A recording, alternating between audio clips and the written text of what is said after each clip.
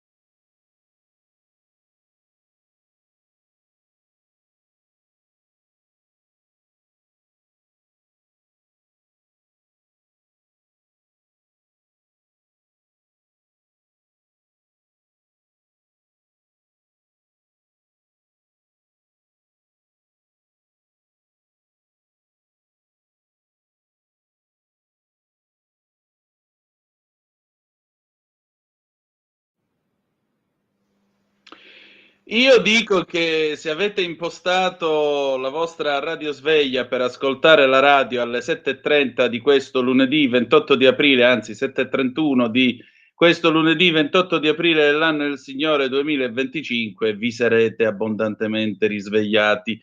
Questi erano i New Trolls con il concerto grosso del 1971, l'Allegro, che è la parte iniziale. Amiche e amici miei, ma non dell'avventura, buongiorno, siete sulle magiche onde di Radio Libertà. Questa è la rassegna stampa, io sono Antonino Danna in sostituzione di Sammy Varin e come vi dicevo è la puntata di oggi, lunedì 28 di aprile dell'anno del Signore 2025. Cominciamo subito la nostra trasmissione, vi ricordo date il sangue, in ospedale serve sempre. Salverete vite umane, chi salva una vita umana salva il mondo intero. Secondo appello radiolibertà.net.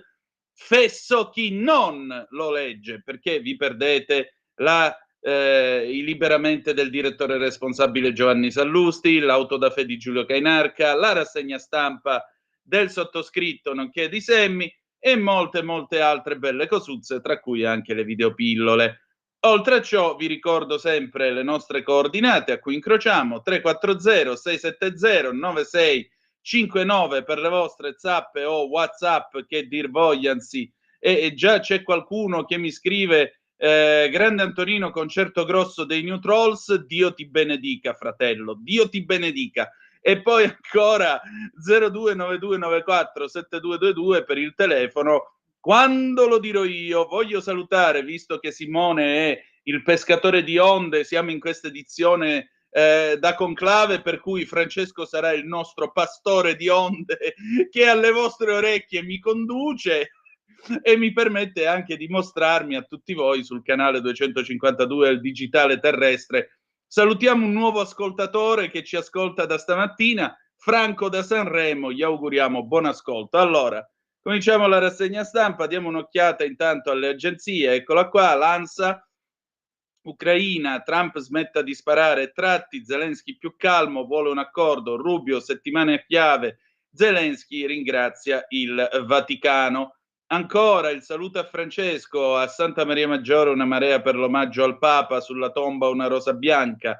Le risse e gli spari, sparatoria a Monreale, 3 morti, fermato un 19enne. Serie A, il Napoli batte il Torino 2-0, si prende la vetta in solitaria, l'Inter al terzo KO consecutivo e crisi vera. E poi, primo piano, maltempo, grande frana nel Modenese, si è spostata di altri 30 metri, viene monitorata 24 ore su 24. Le mosse del presidente USA, i primi 100 giorni di Trump, già lavora a nuovi siluri. Crolla nei sondaggi, è il meno amato, ora focus su dazi e pace. Andiamo a vedere anche la BBC. Qual è questo paese? Il paese nel quale, tra l'altro, nel Modenese c'è questa frana, è la grande frana del Monte Cantiere a Boccassuolo di Palagano sull'Appennino, che da inizio mese si è messa in movimento dopo le piogge e sta spaventando un intero versante della montagna modenese. Pensate che il fronte, circa 3 chilometri, non accenna a fermarsi. Anche la notte scorsa è avanzata di oltre 30 metri, ha raggiunto un torrente a valle, il Dragone. Ha danneggiato gravemente anche alcune abitazioni, facendo crollare i muri aprendo ampie crepe. Si tratta di una casa di un residente e due seconde case in località Le Macchiarelle, utilizzate prevalentemente nel periodo delle ferie. Ieri, insieme al sindaco di Palagano e presidente della provincia, Fabio Braglia, che monitora costantemente la situazione, è una tragedia che giorno dopo giorno assume dimensioni sempre maggiori, sta ripetendo, c'era anche l'assessore regionale alla montagna, Davide Baruffi. Prendete provvedimenti e fate presto, che dire di più. La BBC, vi dicevo, la BBC apre con il dramma che c'è stato a Vancouver, dove, in Canada, dove a un evento della comunità filippina, questo tizio, tale KG Adam Law, un trentenne di Vancouver, praticamente si è lanciato con la macchina sulla folla e ha ucciso un po' di gente. Per la precisione, si è beccato 8 accuse di omicidio di secondo grado e in particolare questo attacco, dice la BBC, ha colpito un festival che celebrava la cultura filippina. 11 morti e soprattutto dozzine di feriti. Il lavoro per identificare alcune vittime è continuato anche nella mattinata di domenica. La polizia dice che il sospetto, KG Adam Law, residente a Vancouver, sarà probabilmente accusato di ulteriori omicidi. Gli investigatori dicono che il sospetto era conosciuto alla polizia, era noto alle forze dell'ordine prima dell'attacco, ma hanno, diciamo così, categoricamente smentito la possibilità di un motivo estremistico, puntando invece alla sua storia di problemi di salute mentale. E ho capito, problemi di salute mentale non lo lasciate andare in giro liberamente, mi sembra abbastanza chiaro questo. Chi è che gli ha dato la patente? Chi è che gli ha dato la possibilità di avere un'automobile o di noleggiarla? Eccetera, eccetera, eccetera. Le domande poi si affastelleranno e toccherà a loro, agli inquirenti, dare delle risposte. Andiamo a vedere le prime pagine dei quotidiani quest'oggi. Non daremo un'occhiata ai quotidiani locali perché oggi siamo un po' stretti coi tempi. Vi ricordo che alle 9 abbiamo l'onorevole Riccardo Molinari, capogruppo della Lega alla Camera. Ecco qua il Corriere della Sera, lunedì Avvenire ovviamente non c'è. Corriere della Sera, Corrierone, dopo i funerali, ore di coda per visitare la tomba, 200.000 alla messa, monito di Parolin, non resti soltanto l'emozione. I ragazzi del Papa invadono Roma, Kiev, sostegno Vaticano per l'incontro con Trump, gli USA, giorni cruciali, nuovi raid russi. Di spalla lo vedete, i primi 100 giorni, il gradimento del presidente in caduta libera.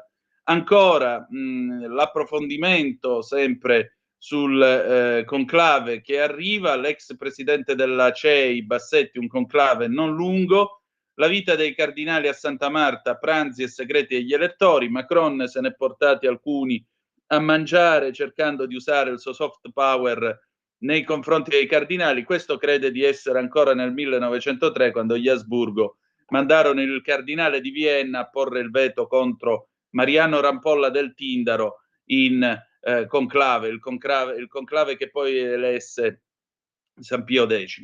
Il pellegrinaggio verso la tomba, ora devono farlo santo, poi Sicilia, shock a Monreale, fermato un 19enne, la battuta, la lite, gli spari, 3 ragazzi uccisi in piazza. Andiamo oltre, ecco qua il Fatto Quotidiano. Il Fatto Quotidiano sottolinea Parolin al conclave, parte da 40 voti, poi Zuppi e Pizzaballa, Zuppi, che tra l'altro lo vedremo da Il Tempo, è un filo islamico mica da ridere, perché aveva sostenuto nel 2016 che le festività islamiche dovessero entrare nel calendario scolastico. Fate un po' voi. Grandi manovre, nei colloqui cardinalizi si parla di un italiano. Tra l'altro ieri Parolin ha tenuto una sottile omelia nel corso della quale ha anche sottolineato il ruolo della pace e quindi indirettamente la diplomazia. Negoziato, Mosca rilancia dopo il colloquio Trump-Zelensky, lo spiraglio di Putin, tregua totale con l'alta alle armi in Ucraina. E poi la notizia di apertura, mai tanti soldi, rapporto SIPRI 2024, nel mondo la spesa per le armi sale del 5,7%. Sepolto il Papa, resta il riarmo, nuovo record da 2.718 miliardi. Andiamo avanti, Il Giornale, dopo la svolta di San Pietro, Trump Europa, prove di disgelo, von der Leyen chiama Meloni, vertice con Donald a fine maggio, la tela diplomatica della Premier, il ruolo centrale dell'Italia, il colloquio con Zelensky su Crimea e nucleare, pace, settimana decisiva. Abbiamo poi di spalla questa interessante intervista ad Antonio Tajani, il ministro degli esteri. A Valencia si apre il congresso del PPE, Tajani rivoluziona Bruxelles, elezione diretta del presidente. Felice Manti anche lui su Il Conclave, l'omaggio della folla alla tomba di Bergoglio, Parolin guarda già al conclave e rivendica l'eredità di Francesco. Il roccioso cardinale Gerhard Ludwig Müller, che è stato allievo di Ratzinger, uno dei suoi allievi più puntuti, aggiungerei, rilascia un'intervista sia qui che sulla Stampa. Il Cardinal Müller, adesso la Chiesa non diventi una ONG o deluderà i fedeli. Il Papa, l'ultimo consiglio di Bergoglio ai ragazzi, una cosa molto importante nella vita è ascoltare, imparare ad ascoltare. Quando una persona ti parla, aspettare che finisca per capirla e poi se me la sento dico qualcosa, ma l'importante è ascoltare. Guardate bene la gente non ascolta la metà di una spiegazione e risponde, e questo non aiuta la pace. Ascoltate, ascoltate tanto e non dimenticatevi dei nonni. I nonni ci insegnano tanto. Prego per voi, pregate per me, Franciscus. Il tempo con un'apertura alla 007, qua ci voleva il tema di 007, conclave delle spie, gli audio del caso Becciu, spunta una conversazione con la gendarmeria per influenzare il processo. È un'inchiesta privata voluta da Francesco. La smentita di Ciauchi, falso, parlavo solo con il Papa. Di spalla il bunker della Sistina. Per la prima volta nella storia l'elezione del Papa diventa un affare di cybersicurezza e così tra i sistemi antidrone, jammer e finestre blindate il Vaticano si isolerà dal mondo. I 135 cardinali nella cappella. Parla Bisignani, Burke, il figlio degli USA, custode della tradizione, messo all'angolo dal Papa, ora dispensa consigli. Perché ormai è bollito, caro Bisignani, è inutile che la stiamo tanto ad allungare. Il momento più divertente della rassegna stampa, eccolo qui, il tempo di Osho. Questa è veramente sottile, eh? Dopo lo smacco della sedia a San Pietro, Macron porta a pranzo i suoi cardinali, perché sapete che dal labiale a quanto pare Trump gli avrebbe detto: vedi che questo non è posto per te, ci devo parlare solo io con Zelensky. E allora c'è c'è Macron seduto in piazza San Pietro che guarda, insomma, il basso ventre accanto alla sua signora e dice: mamma mia, ma sto a fa sotto. E Brigitte lo consola: e va al bagno, no? Non ti preoccupare, te lo tengo io il posto. Date una medaglia a quest'uomo, vi prego. La Repubblica, il pressing di Trump per l'Ucraina. Bene l'incontro a Roma con Zelensky, adesso Putin smetta di attaccare. Il cardinale Zuppi, vertice in Basilica, risultato della diplomazia vaticana, che non è quella di Sant'Egidio, caro cardinale Zuppi, a cui lei appartiene. Coda infinita sulla tomba, marea di giovani a San Pietro, poi ancora spari in piazza, 3 ragazzi uccisi, strage a Monreale per una battuta sulla guida dei motorini, fermato un 19enne. E poi ci sono i soliti imbecilli, eccoli qui, ecco la nazista, gli insulti sciocchi a Segre sui social dopo il 25 aprile. Poveri imbecilli, non si possono qualificare in altro modo. La Stampa, ecco, la Stampa apre pure con l'Ucraina. Dopo gli incontri in San Pietro accelerano le trattative, Dazi incontro USA-UE entro giugno, ma non a Roma.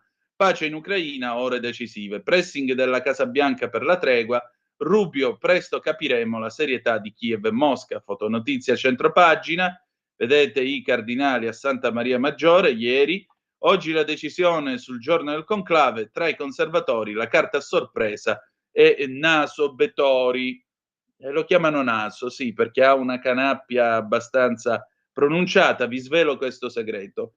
Il cardinal Bettori è soprannominato anche Naso per questo motivo, però al di là di tutto è una degna persona. e, Bettori come carta a sorpresa portata da Ruini, chi lo conosce Bettori fuori dall'Italia? Ricordatevi che questo è un conclave nel quale c'è gente che viene da 1300 anime appena e fa il cardinale, e quando tu, o gente che viene da Tonga e fa il cardinale, e quando tu Roma non l'hai vista nemmeno in cartolina, per te Roma è l'unico soggetto ufficiale con cui ti rapporti, cioè la segreteria di Stato e segnatamente il cardinale segretario di Stato che legge i tuoi dossier e ti conosce meglio di tutti i capelli che hai in testa. La Verità, la strana conversione dei guerrafondai da salotto, altro successo del Papa, diventano tutti pacifisti. Da Mauro a Polito, da Concita alla Stampa, bastonavano chi eccepiva sulla linea dura sull'Ucraina, ora la svolta mistica al funerale di Roma. Tutti lodano Francesco che benedice il dialogo, meglio tardi che mai.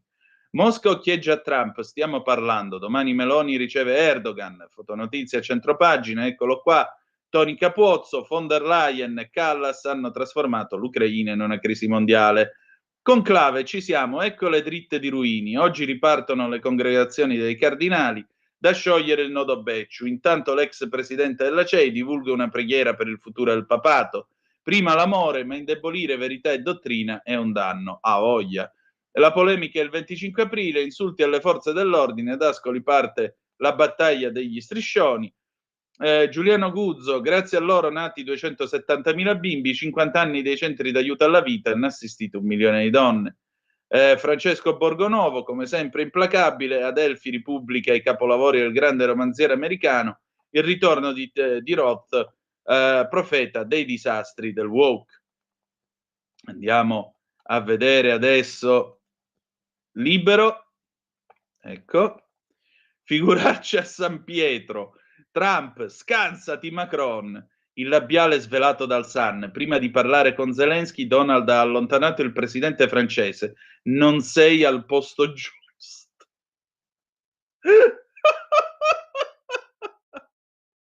Vedete, aveva ragione Bukowski, cavolo. La gente è il più grande spettacolo del mondo e non si paga mai nemmeno il biglietto.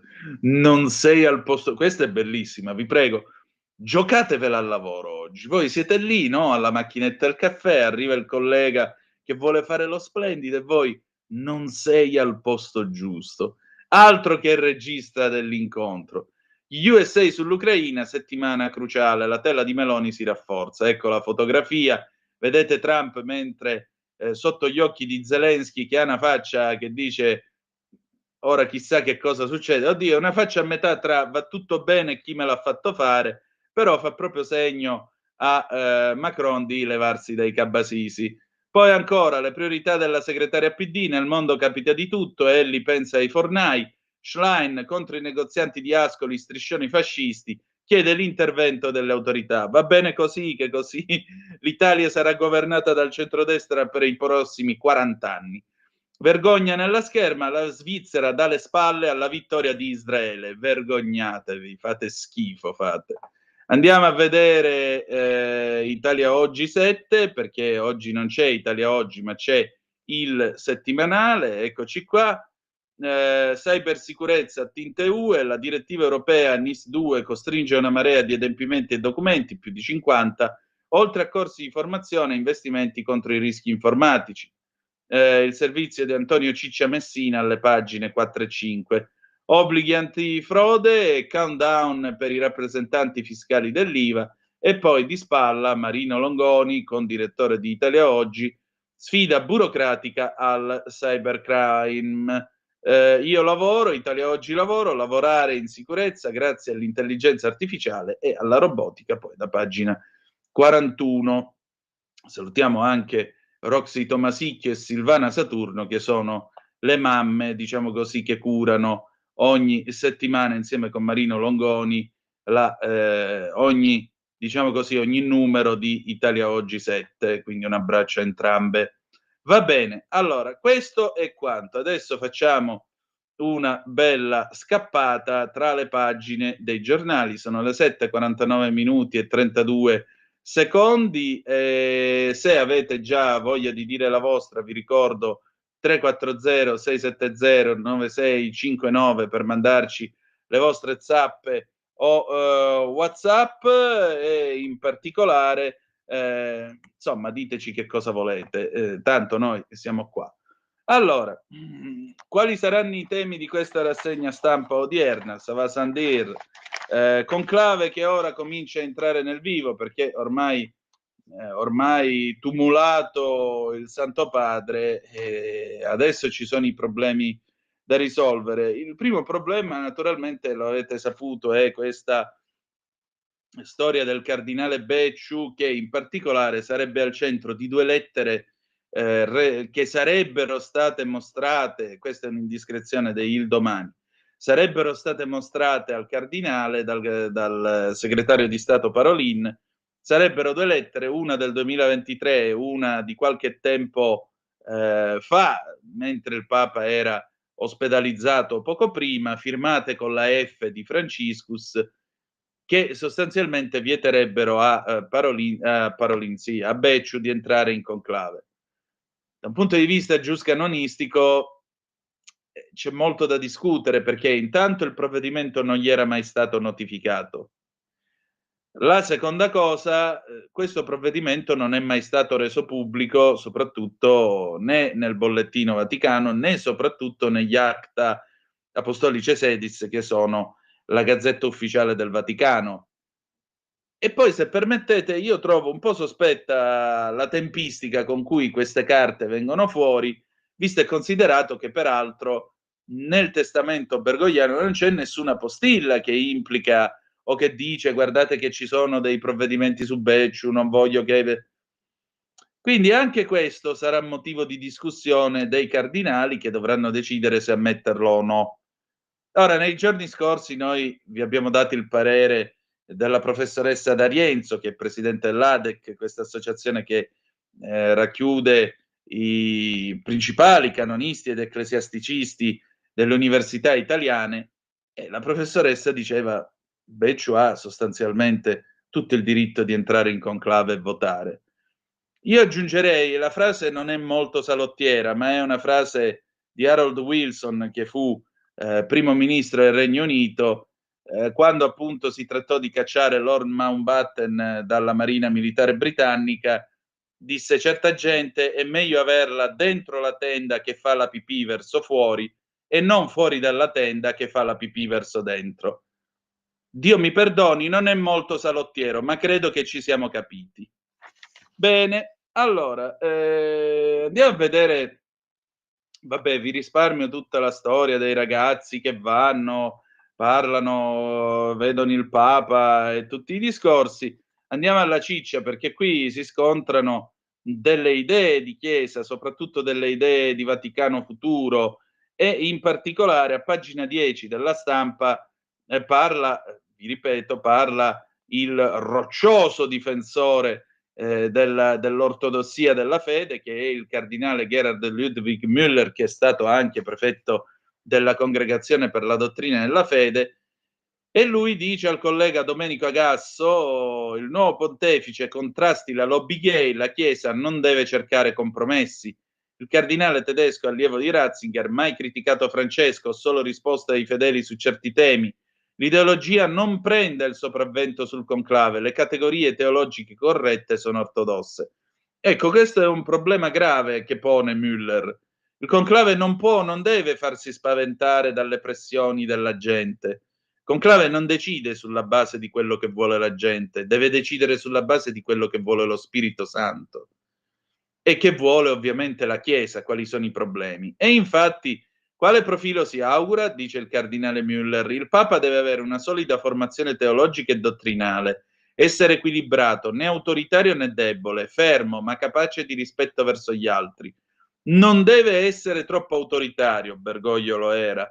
È parte del collegio dei vescovi, resta un vescovo, il vescovo di Roma. I vescovi non sono suoi delegati, ma suoi fratelli nell'apostolato.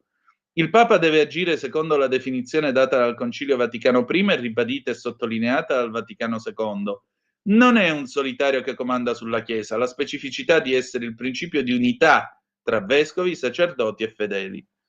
Quindi è ora di tornare un po' indietro e ridare anche peso alla curia, oltre che ribadire la vera sinodalità. Vedete che Müller, la testa, vedete che gli cammina bene. Lei in alcuni momenti ha criticato apertamente Francesco, per esempio sull'apertura alla benedizione delle coppie omosessuali. Quali modifiche propone al cammino intrapreso da Bergoglio? È sempre un'interpretazione sbagliata affermare che ho criticato Papa Francesco. Io ho semplicemente risposto ad alcune domande di fedeli su questi temi. La dottrina, ecco qua il punto, vedi?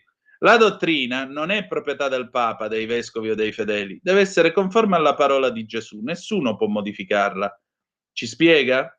Se Gesù dice che il matrimonio è fra un uomo e una donna ed è indissolubile, nessun Papa può cambiare questa dottrina. Le lobby omosessuali vogliono equiparare al matrimonio le unioni tra persone dello stesso sesso, ma questo contraddice totalmente la dottrina della Bibbia. Si può discutere della pastorale concreta, individuale verso le singole persone per guidarla alla vita cristiana, ma non accettare l'ideologia gender che è contraria alla dottrina della Chiesa. Dunque spera in un Papa conservatore? La missione della Chiesa è condurre ogni persona all'esistenza cristiana e alla salvezza eterna, non perdersi in battaglie ideologiche tra conservatori e progressisti. Abbiamo la Bibbia, la tradizione apostolica, il magistero autentico e infallibile dei concili e dei papi ex cattedra. Questa è la linea da seguire e condividere o da accettare. La forza della Chiesa è nella verità, non nei compromessi. Ma secondo lei è stato lodevole che Francesco abbia messo i poveri al centro del pontificato? Perché invece gli altri papi se ne sbattevano. Signore Dio, che cosa stavo dicendo? Dicevamo, risposta del cardinale Müller. Il grande interesse di Papa Francesco per gli emarginati va collocato nella sua fede, altrimenti si dà una descrizione parziale e strumentale.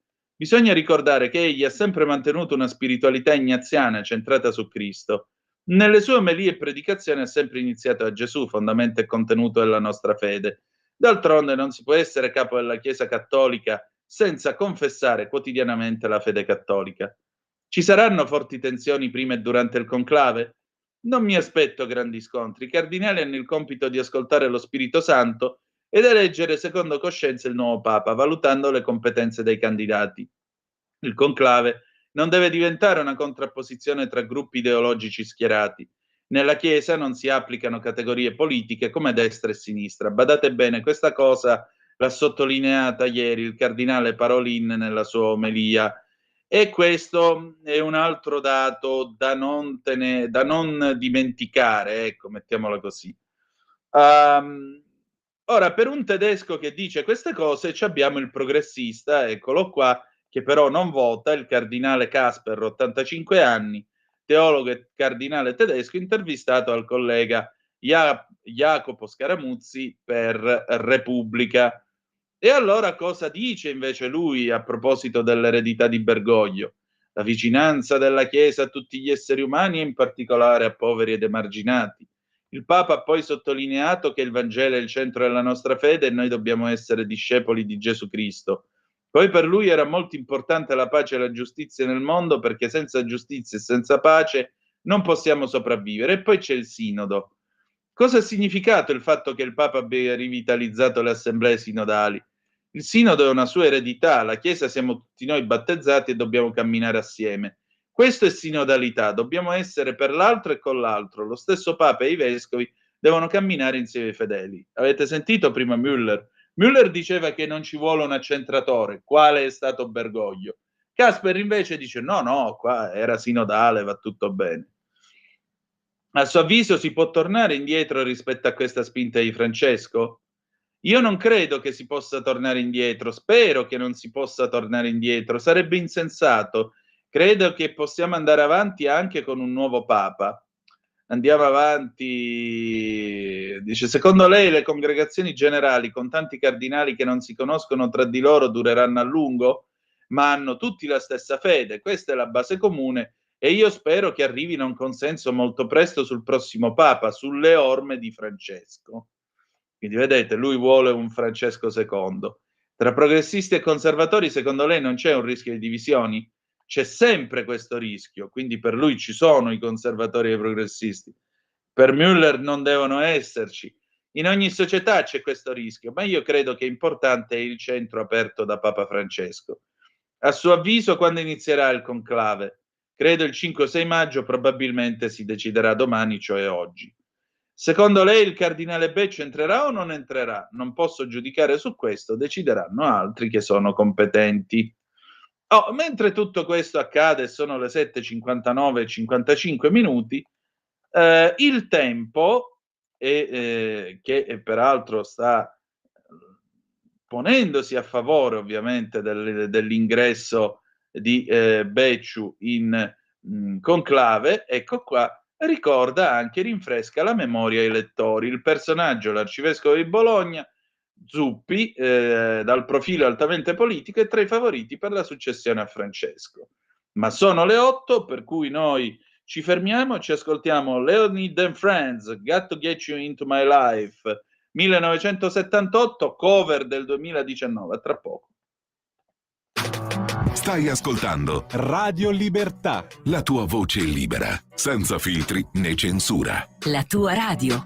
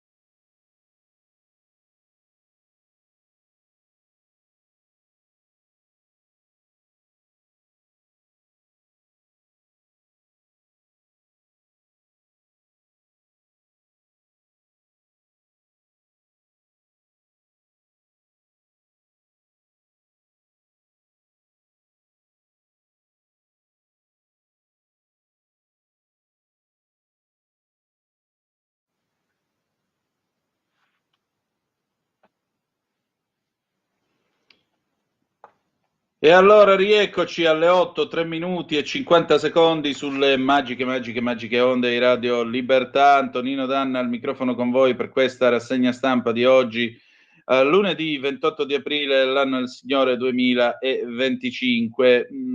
Ci sono alcune zappe, ve le voglio leggere. perché giustamente qualcuno fa delle osservazioni e merita ampia risposta. Allora, El Vigo, è sano buonsenso di Trump, non merito del Vaticano che ha buttato alle ortiche la sua credibilità perché ha rinunciato a Cristo. Perdonami, Elel. I 4 uomini più potenti del mondo, o comunque tra i più potenti al mondo, o tra i più importanti al mondo, non si sono ritrovati nel luogo di preghiera di un altro posto, si sono ritrovati in San Pietro. E questo è un fatto. E questo è un fatto.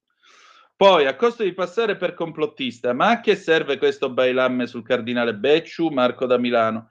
Ma vedi Marco, il problema è questo, che siccome Bergoglio era allergico al diritto canonico e alle sue categorie, prendeva provvedimenti alla come viene. Ti faccio un esempio. Venne in Calabria e disse giustamente che gli 'ndranghetisti, i mafiosi sono tutti scomunicati. Lo ha detto, ma non c'è nessun provvedimento ufficiale a oggi della Santa Sede che obbliga o che impone la scomunica automatica agli 'ndranghetisti. Non è mai stato emanato. E quod non est in iure non est in legge, cioè se non c'è una legge abbiamo poco di che discutere. Becciu era stato, tu ricorderai, per quella storia, sai, del palazzo di Londra che l'avevano accusato di essersi fregati i soldi. Infatti lo hanno condannato per peculato a 5 anni e 6 mesi, processo che si è tenuto in Vaticano, quindi condanna di primo grado del Tribunale Vaticano.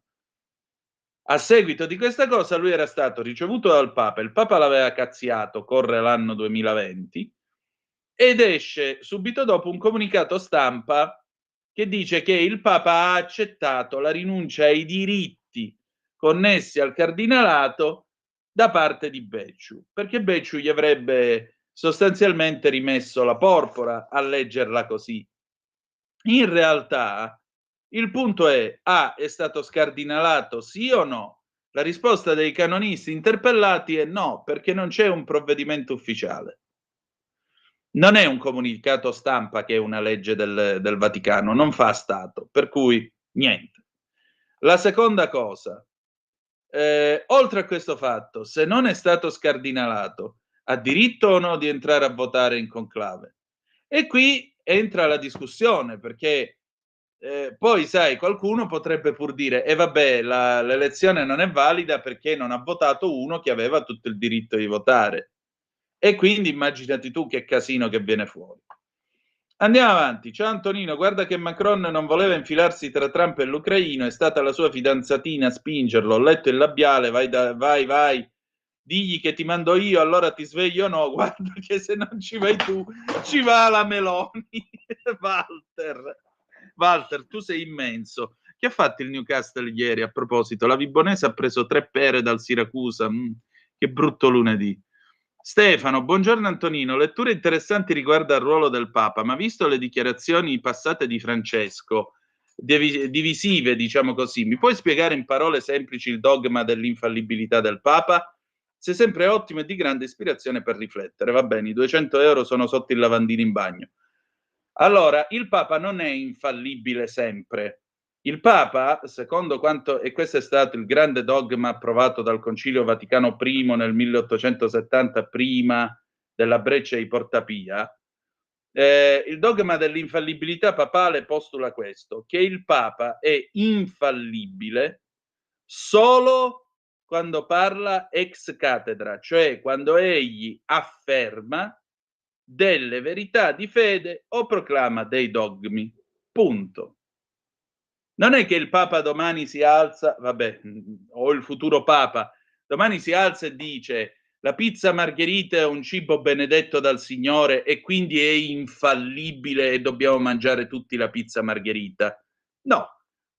A me, per esempio, la margherita non piace, non sono obbligato a mangiarla perché il Papa in quel caso non è infallibile. L'unica volta in cui questo dogma è stato effettivamente applicato è stato nel 1950, quando Papa Pio XII, quindi 80 anni dopo la sua proclamazione, quando Papa Pio XII ha proclamato il dogma dell'assunzione di Maria al cielo. Punto. Solo in quel caso il Papa è stato infallibile. A oggi non è stato più applicato perché non sono stati proclamati nuovi dogmi, non ci sono nuove verità di fede da professare. Per cui questa è l'infallibilità papale. Poi ogni tanto i papi ci scherzano perché alla fine della guerra un generale tedesco andò da Pio XII prima di andarsene via da Roma nel 44 e allora gli disse: vede santità, io gliel'avevo detto che gli alleati sarebbero arrivati a Roma, ma lei non ci credeva. E lui gli rispose sorridendo: sì, ma allora non ero infallibile, perché era ancora cardinale segretario di Stato. Salve, ci date notizie di Semmi? Grazie Maurizio. E io non sono autorizzato a rivelare queste cose, porta pazienza. Poi quando sarà, se mi sarà data istruzione, io vi farò sapere. Comunque è tutto a posto, non vi preoccupate. Elvigo, come fidarsi di Parolin? I battezzati devono camminare insieme a Cristo, da soli gli umani sono la fine della Chiesa di Cristo, senza la vita di Cristo i tralci seccano e il padrone li brucia. E perché Parolin che cosa avrebbe predicato? Mi pare che abbia predicato proprio questo o no? Cardinale di Santa Romana Chiesa, dai, su. Poi, voglio dire, mi sembra sia l'uomo in grado di rammendare la situazione. Va bene, allora vi dicevo di Zuppi. Zuppi che ovviamente viene indicato come una sorta di nuovo Giovanni XXIII, eccetera, eccetera. Ecco, il tempo ci ricorda le sue uscite. Il personaggio, l'arcivescovo di Bologna, dal profilo altamente politico, a voglia, è tra i favoriti per la successione a Francesco. I social ricordano le parole del cardinale Zuppi: le feste islamiche siano accolte nelle scuole. Chiamato da Reuter e da altri media il Bergoglio italiano, è l'arcivescovo di Bologna, Matteo Maria Zuppi, ed è uomo dal profilo altamente politico. Ritenuto lontano da quella chiesa conservatrice a cui molti oggi invece auspicano, sta cominciando a far discutere la vicinanza di Zuppi al mondo islamico e in rete circolano diversi messaggi di dissenso per le sue posizioni ritenute discutibili. Era stato infatti proprio lui ad augurarsi che le feste islamiche siano accolte nelle scuole, quando nel marzo del 16 era intervenuto a un convegno sulla comunità islamica. Nello stesso anno si recò alla moschea di Bologna in via Ranzani in compagnia dell'allora sindaco Virginio Merola, in quello che fu considerato un momento storico visti i pochissimi precedenti simili. Anche perché non dobbiamo dimenticare che il cardinale era stato accolto addirittura con un bacio dall'imam Emran Hossein, che era lì ad aspettarlo sulla porta. Il fatto che Zuppi abbia visitato un centro culturale in cui viene professata una religione diversa può essere visto come segno di distensione, ma c'è chi mostra disapprovazione nel timore che si possa prestare eccessivamente il fianco verso un mondo ritenuto lontano dal cristianesimo. Ma non è stato l'unico episodio che l'ha visto protagonista di un dibattito sull'Islam. Era l'ottobre del 19, quando Zuppi aveva proposto, in occasione della festa di San Petronio, patrono di Bologna, una versione degli storici tortellini locali che fosse adatta a tutti. Come? Con carne di pollo, ma senza mortadella, per chi non può mangiare il maiale. Esternazione per cui il vice premier Matteo Salvini era subito insorto, ravvedendo un pericolo per la nostra tradizione. Stanno cercando di cancellare la nostra storia, la nostra cultura, aveva prontamente risposto. Ma Zuppi è molto amato nel mondo islamico, sono diversi i post di apprezzamento che compaiono sui social della comunità islamica di Bologna, che ha gioito quando all'epoca fu nominato cardinale. Questa nomina premia l'operato dell'arcivescovo Zuppi, che promuove da sempre il dialogo interreligioso, il rispetto alla diversità, l'aiuto ai più bisognosi. Ed è l'ennesima conferma che questa strada è la strada giusta da seguire insieme, scrivono il 2 settembre del 19, mentre il 5 ottobre dello stesso anno sottolineano come oggi un giorno speciale per la nostra città. Aveva speso parole significative per l'attuale cardinale anche il coordinatore della comunità islamica di Bologna e presidente nazionale UCOI, Unione delle Comunità Islamiche d'Italia. Questo non lo dice la collega, ma lo aggiungo io, che sono vicini ai fratelli musulmani, Yassin Lafram, che in un'intervista datata settembre 2019 l'aveva definito uomo del dialogo. Da quando nel 15 è arrivato a Bologna ha agito con atti concreti. Ha visitato almeno un paio di volte il nostro centro di preghiera, ha partecipato a nostre importanti iniziative pubbliche. Poi ha anche aggiunto che Zuppi è entrato subito in sintonia con la nostra comunità. Lo abbiamo sempre sentito vicino e si è esposto pubblicamente a favore della comunità islamica. Ma c'è anche un più recente scritto di Zuppi, datato 28 febbraio del 25, in cui con una lettera si rivolge ai credenti dell'Islam per l'inizio del loro Ramadan e della nostra Quaresima. Una lettera in cui compaiono diverse parole scritte in arabo, tra cui la frase conclusiva di questo messaggio, in cui il cardinale traduce anche in lingua straniera che Dio vi benedica. Ora col conclave sullo sfondo sono diversi gli utenti che hanno cominciato a manifestare il timore per la possibile elezione di colui che definiscono un papa islamico. Ne abbiamo già avuto uno abbastanza filo islamico, francamente due non so se ce la facciamo a reggerlo. Va bene, allora, abbiamo parlato di tutte queste cose. Un'ultima cosa che vogliamo raccontarvi, sono già le 8 a 15 minuti e 10 secondi. Io mi ero segnato una cosuzza che vi volevo dire. Ah sì, ecco, questa cosina qua è molto divertente. Andiamo sul Libero. Chiudiamo la pagina vaticana, passiamo appunto a Trump che dice a Macron levati dai cabasisi. Pagina 2, figuraccia a San Pietro, Trump sloggia Macron, non sei nel posto giusto, Zelensky gli dà ragione. Giuro, se non ci fossero tutti quei morti al fronte tra russi e ucraini, ci sarebbe solo da ridere, veramente. Il Sun chiede a una specialista della lettura del labiale cosa si sono detti i leader prima dell'incontro alle esequie del Papa. Il capo dell'Eliseo voleva imbucarsi, Donald l'ha respinto, il ruolo del Vaticano nella trattativa. Fatti più là, cantavano le sorelle Bandiera nel 1978. Tu la testa mi fai girare, veramente è del 79 il disco, collega Longoni, però ti perdono. Fatti più là, Macron, stringi il messaggio arrivato dritto sui denti al presidente francese da Donald Trump prima del faccia a faccia tra l'americano e l'ucraino Volodymyr Zelensky nella basilica di San Pietro. Secondo il tabloid britannico The Sun, che ha consultato l'esperta di lettura labiale Nicola Hickling, Trump ha chiesto all'inquilino dell'Eliseo che provava a intrufolarsi di lasciar perdere. Non sei al posto giusto qui. Emmanuel, volenteroso non, si è dovuto arrendere. Un video divulgato ieri pomeriggio dallo staff della Casa Bianca mostra Trump e Zelensky che mentre si dirigono verso le sedie predisposte per loro da alcuni prelati e funzionari vaticani, vengono raggiunti da Starmer e Macron. Quest'ultimo abbraccia il presidente ucraino. In quel momento Trump allunga le mani verso entrambi e li attira a sé. Poi si rivolge a Macron.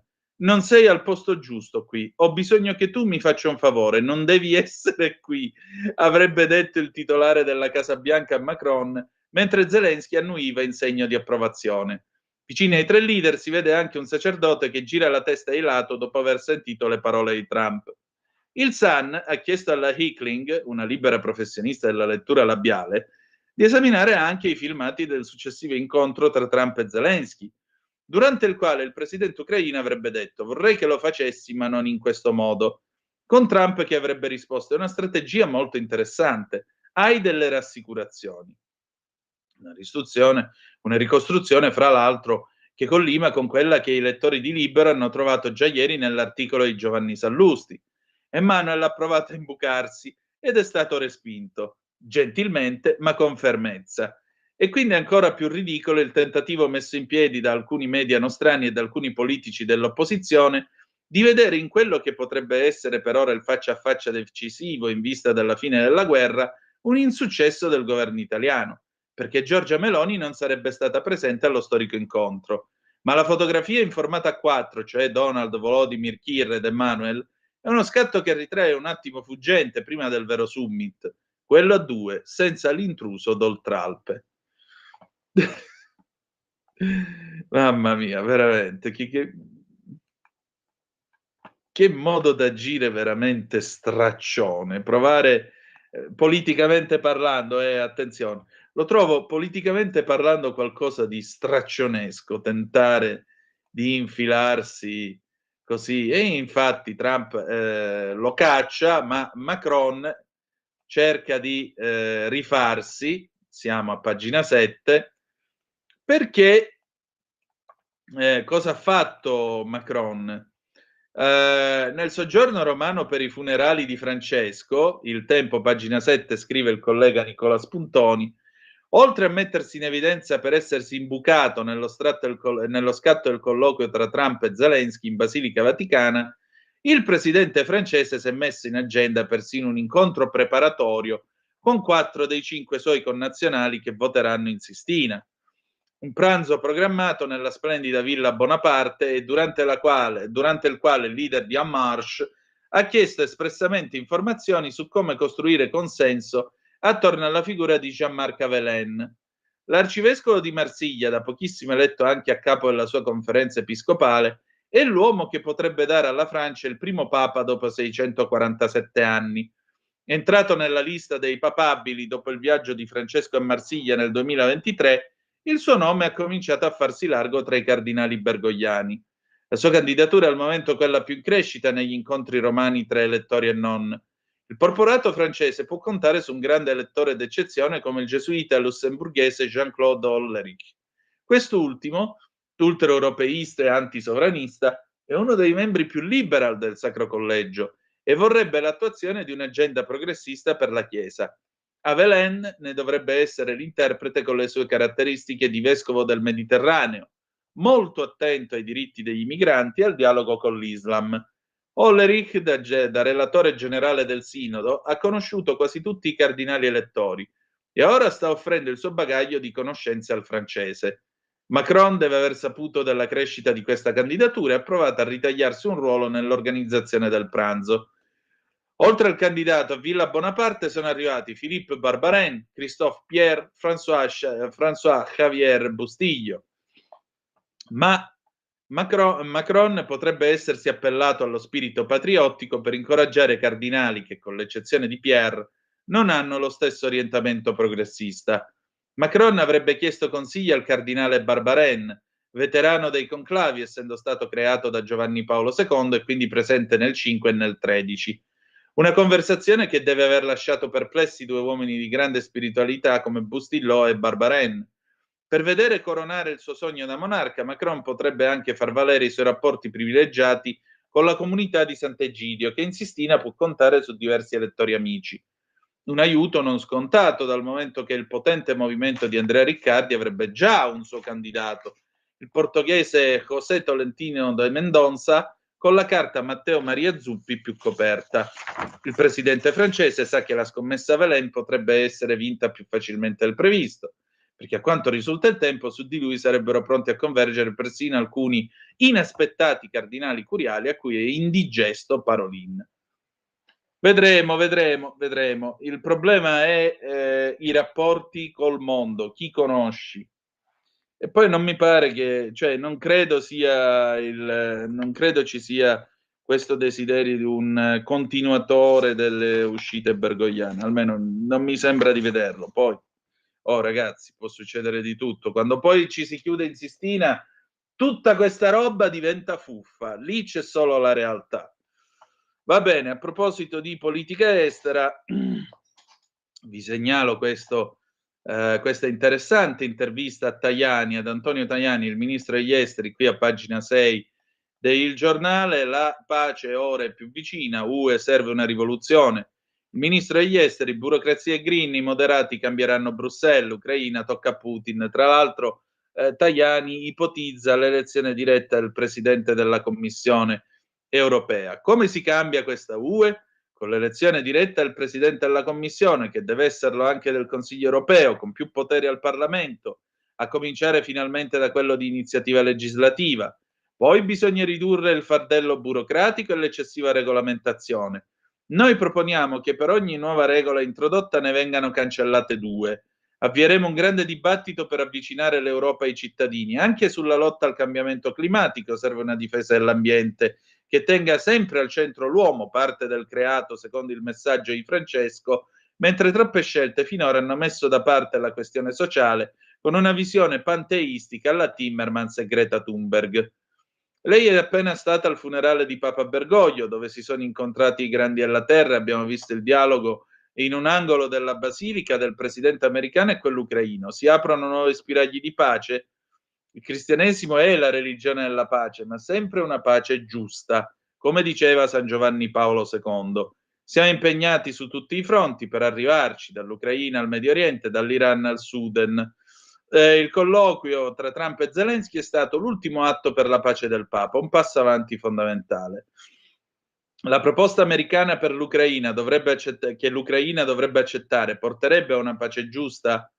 Voglio essere ottimista, ma ora tutto dipende dal presidente russo Putin. La proposta americana può essere accolta se rispetta l'integrità territoriale e non consiste in una resa, ma si vorrebbe il riconoscimento della Crimea alla Russia. Dovranno fare passi avanti tutti, l'importante però è aver ripreso il dialogo. E per la pace in Medio Oriente, che sviluppi possono esserci? Sono stati in Egitto per sostenere la mediazione in questo paese arabo tra Israele e Hamas. La guerra deve finire, non possiamo continuare a vedere ogni giorno tutti questi morti. Adesso bisogna capire questa proposta di Hamas di rilasciare tutti gli ostaggi in cambio di una tregua di 5 anni. È realistica? Sì, si deve trovare un accordo con Hamas, ma Hamas non può essere il futuro della Palestina. Solo un'autorità palestinese rinnovata può essere l'asse portante di un accordo per 2 popoli e 2 stati. Ne ho parlato ai funerali in Vaticano anche col primo ministro palestinese Mohammed Mustafa. Andiamo a vedere il Fatto Quotidiano e vediamo un po' a proposito di Ucraina, così chiudiamo anche questa pagina. Che ora si è fatta? Le 8:26, ci siamo quasi. A proposito dell'Ucraina, il Fatto Quotidiano cosa dice? Eccolo qua. Lo spiraglio di Putin, siamo a pagina 3, scrive Marco Franchi, lo spiraglio di Putin, la tregua sarà totale con stop armi a Kiev. Vladimir Putin ordinerà il cessate il fuoco completo se non verranno consegnate più armi all'Ucraina e se le forze armate ucraine non utilizzeranno la tregua per riarmarsi.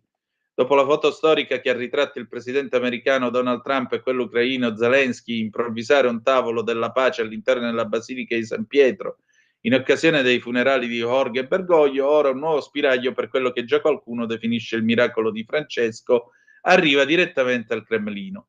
Attraverso il Ministero degli Esteri, Sergei Lavrov, Putin ha aperto una trattativa concreta nonostante le punzecchiate arrivate nelle scorse ore proprio da Trump, il quale aveva accusato il suo omologo russo di prendere in giro gli sforzi di pace con i suoi raid sui civili e minacciando nuove sanzioni.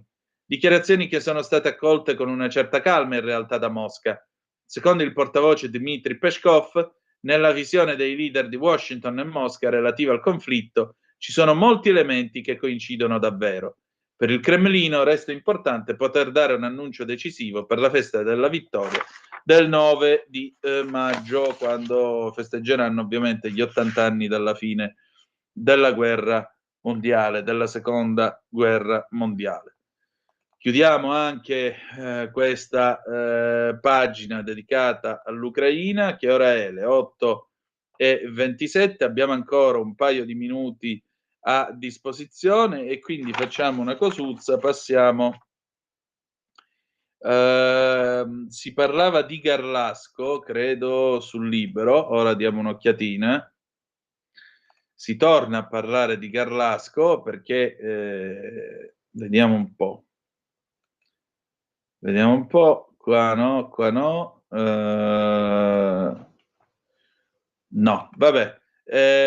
Passiamo invece a Monreale, sconvolgente a Monreale, siamo sul Libero, fra locali e rivali di Palermo, follia omicida tra ragazzi in piazza, la rissa si trasforma in una strage. 2 gruppi si sono affrontati davanti a centinaia di persone. Prima le botte, poi la sparatoria, 3 giovani morti e 2 feriti. Una delle vittime colpita dopo aver messo in salvo la fidanzata. I contorni sono ancora da chiarire, la dinamica, i fatti, le motivazioni al vaglio dei carabinieri e della procura di Palermo. Ma una cosa terribile è certa, nella strage di Monreale di sabato notte sono deceduti in 3, giovani per giunta. Il 26enne Andrea Miceli, soccorso su quel maledetto marciapiede, trasportato di fretta e d'urgenza all'ospedale civico del capoluogo siciliano, dove resisterà fino alla mattinata di ieri, ma purtroppo non ce la farà. Suo cugino Salvatore Turdo, 23 anni, a cui Andrea si avvicina proprio dopo essersi assicurato che la sua ragazza è in salvo, e un suo coetaneo, Massimo Pirozzo, che lavora saltuariamente come corriere, raggiunto pure lui da una serie di proiettili in quella che doveva essere una tranquilla serata di fine aprile e invece è diventato un incubo. Piazza Duomo, cuore di questa cittadina normanna, a meno di 40.000 anime nel palermitano, circa 12 chilometri alla costa. Si vedono centinaia di persone. Sabato prossimo ci saranno le celebrazioni per la festa del Santissimo Crocifisso, patrono del borgo. Ci sono i monrealesi, i turisti, c'è anche un gruppo di palermitani, probabilmente viene dal quartiere periferico Zen, una delle zone più disagiate della città, che si aggira tra i locali e soprattutto i parcheggi. Se ne contano in tutto più o meno una decina. Che cosa faccia scattare davvero il parapiglia non è certo. I ragazzi dello Zen vogliono rubare alcuni motorini oppure una o più automobili. I giovani di Monreale si mettono di traverso e li impediscono loro. Spinte, insulti, bottiglie lanciate, una rissa in piena regola, di quelle che oramai se ne vedono tante e non solo lì. Finché qualcuno estrae delle pistole, 2, forse 3 semiautomatiche. E allora Monreale diventa una polveriera. In mezzo a quel parapiglia, con la gente che scappa e si nasconde tra le macchine, piange, urla, trema alla paura, Andrea, Salvatore e Massimo, tutti e tre incensurati, tutti e tre bravi ragazzi, come racconta oggi chi li ha conosciuti, tutti e tre amici da quando erano bambini, magari non sono nemmeno nel mirino della banda che si fronteggia, magari hanno solo la sfortuna di trovarsi al posto sbagliato nel momento sbagliato, e però per loro è letale. Le 8:30 ci fermiamo per il meteo, la pubblicità, quel che c'è, e poi dopo Zucchero, per colpa di chi? 1995, a tra poco. Stai ascoltando Radio Libertà. la tua voce libera, senza filtri né censura. La tua radio.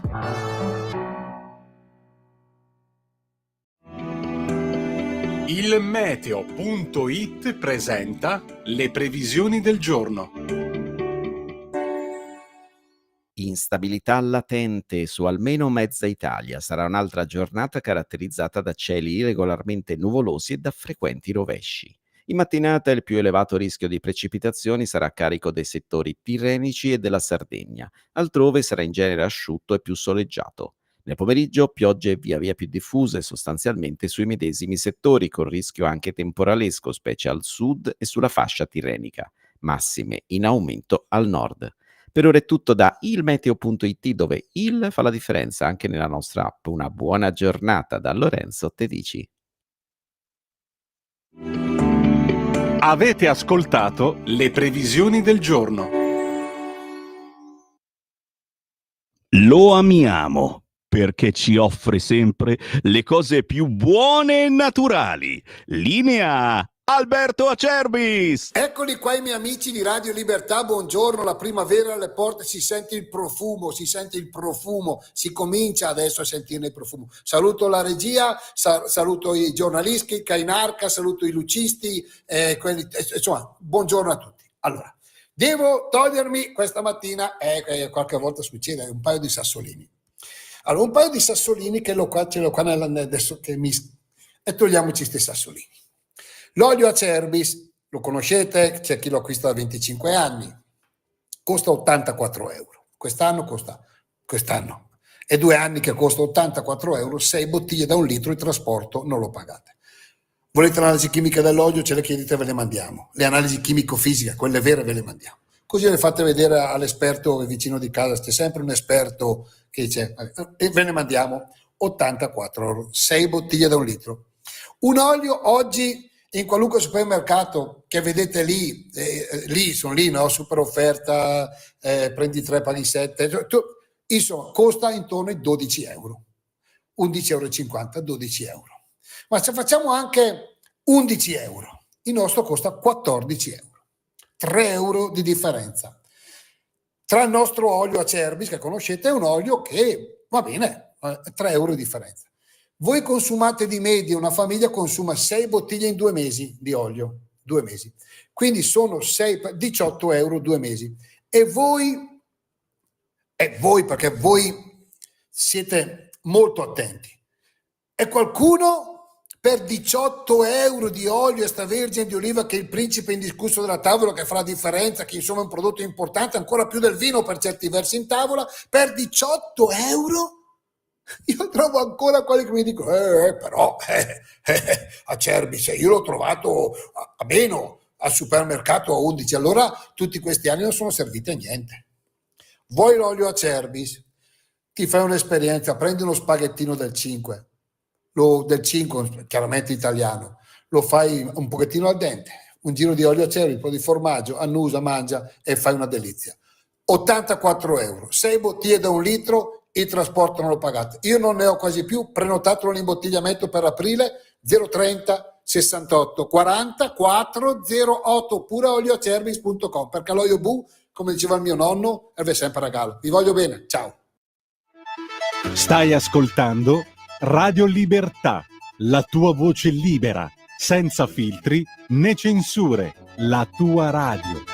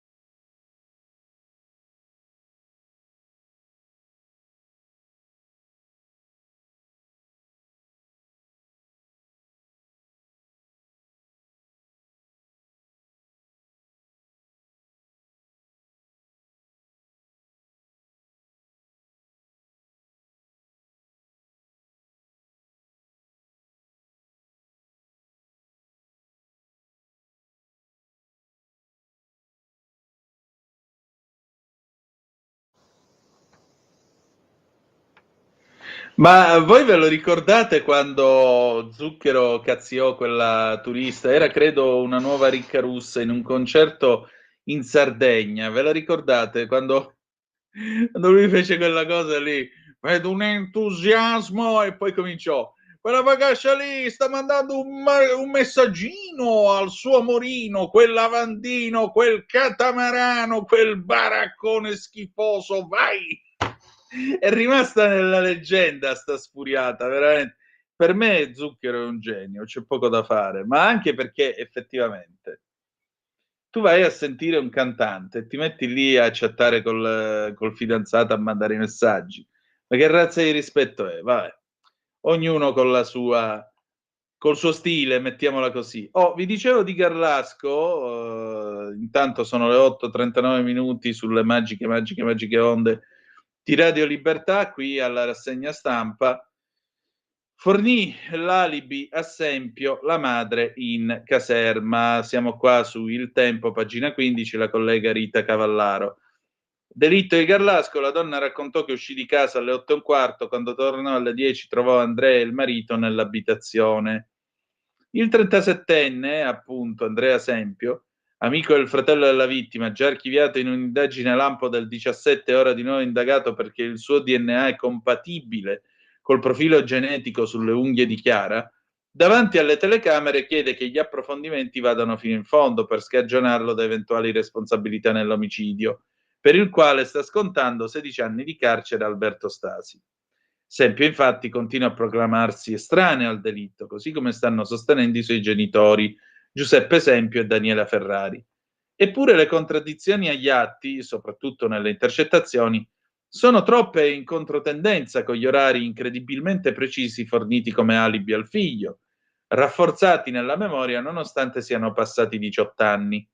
E per ottenere una serie di chiarimenti che riguardano non solo l'inchiesta sul delitto, ma anche approfondimenti correlati, i carabinieri del nucleo investigativo di Milano, agli ordini del colonnello Antonio Coppola e coordinati dalla procura di Pavia, hanno convocato per stamattina alle 10 nel comando di via Moscova la mamma di Sempio, colei che sostiene come quella mattina del 13 agosto 2007 abbia lasciato suo figlio a casa col marito per andare a fare la spesa e averlo trovato ancora lì al suo rientro verso le 10, quando avrebbe consegnato le chiavi dell'auto al figlio, il quale si sarebbe poi diretto a Vigevano prendendo lo scontrino del parcheggio che ha usato come alibi quando l'ora della morte di Chiara era fissata tra le 10:30 e le 12, orario poi anticipato tra le 9:12 e le 9:35 per cucirlo addosso a Stasi.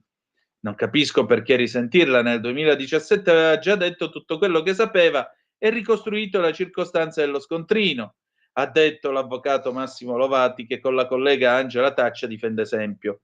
Abbiamo consigliato alla mamma di Andrea di avvalersi della facoltà di non rispondere. Può farlo, essendo un familiare della persona indagata, ha sottolineato. Una facoltà a cui la Ferrari aveva rinunciato il 15 febbraio del 17, quando aveva risposto alle domande dell'allora procuratore capo Mario Venditti, che archiviò l'inchiesta in soli 2 mesi. Quella mattina mi sono svegliata verso le 7:30. In casa c'erano mio figlio e mio marito. S'erano alzati già anche loro, mette agli atti la mamma di Sempio. Verso le 8:15 sono uscita per andare a fare delle commissioni. Sono tornata a casa verso le 10.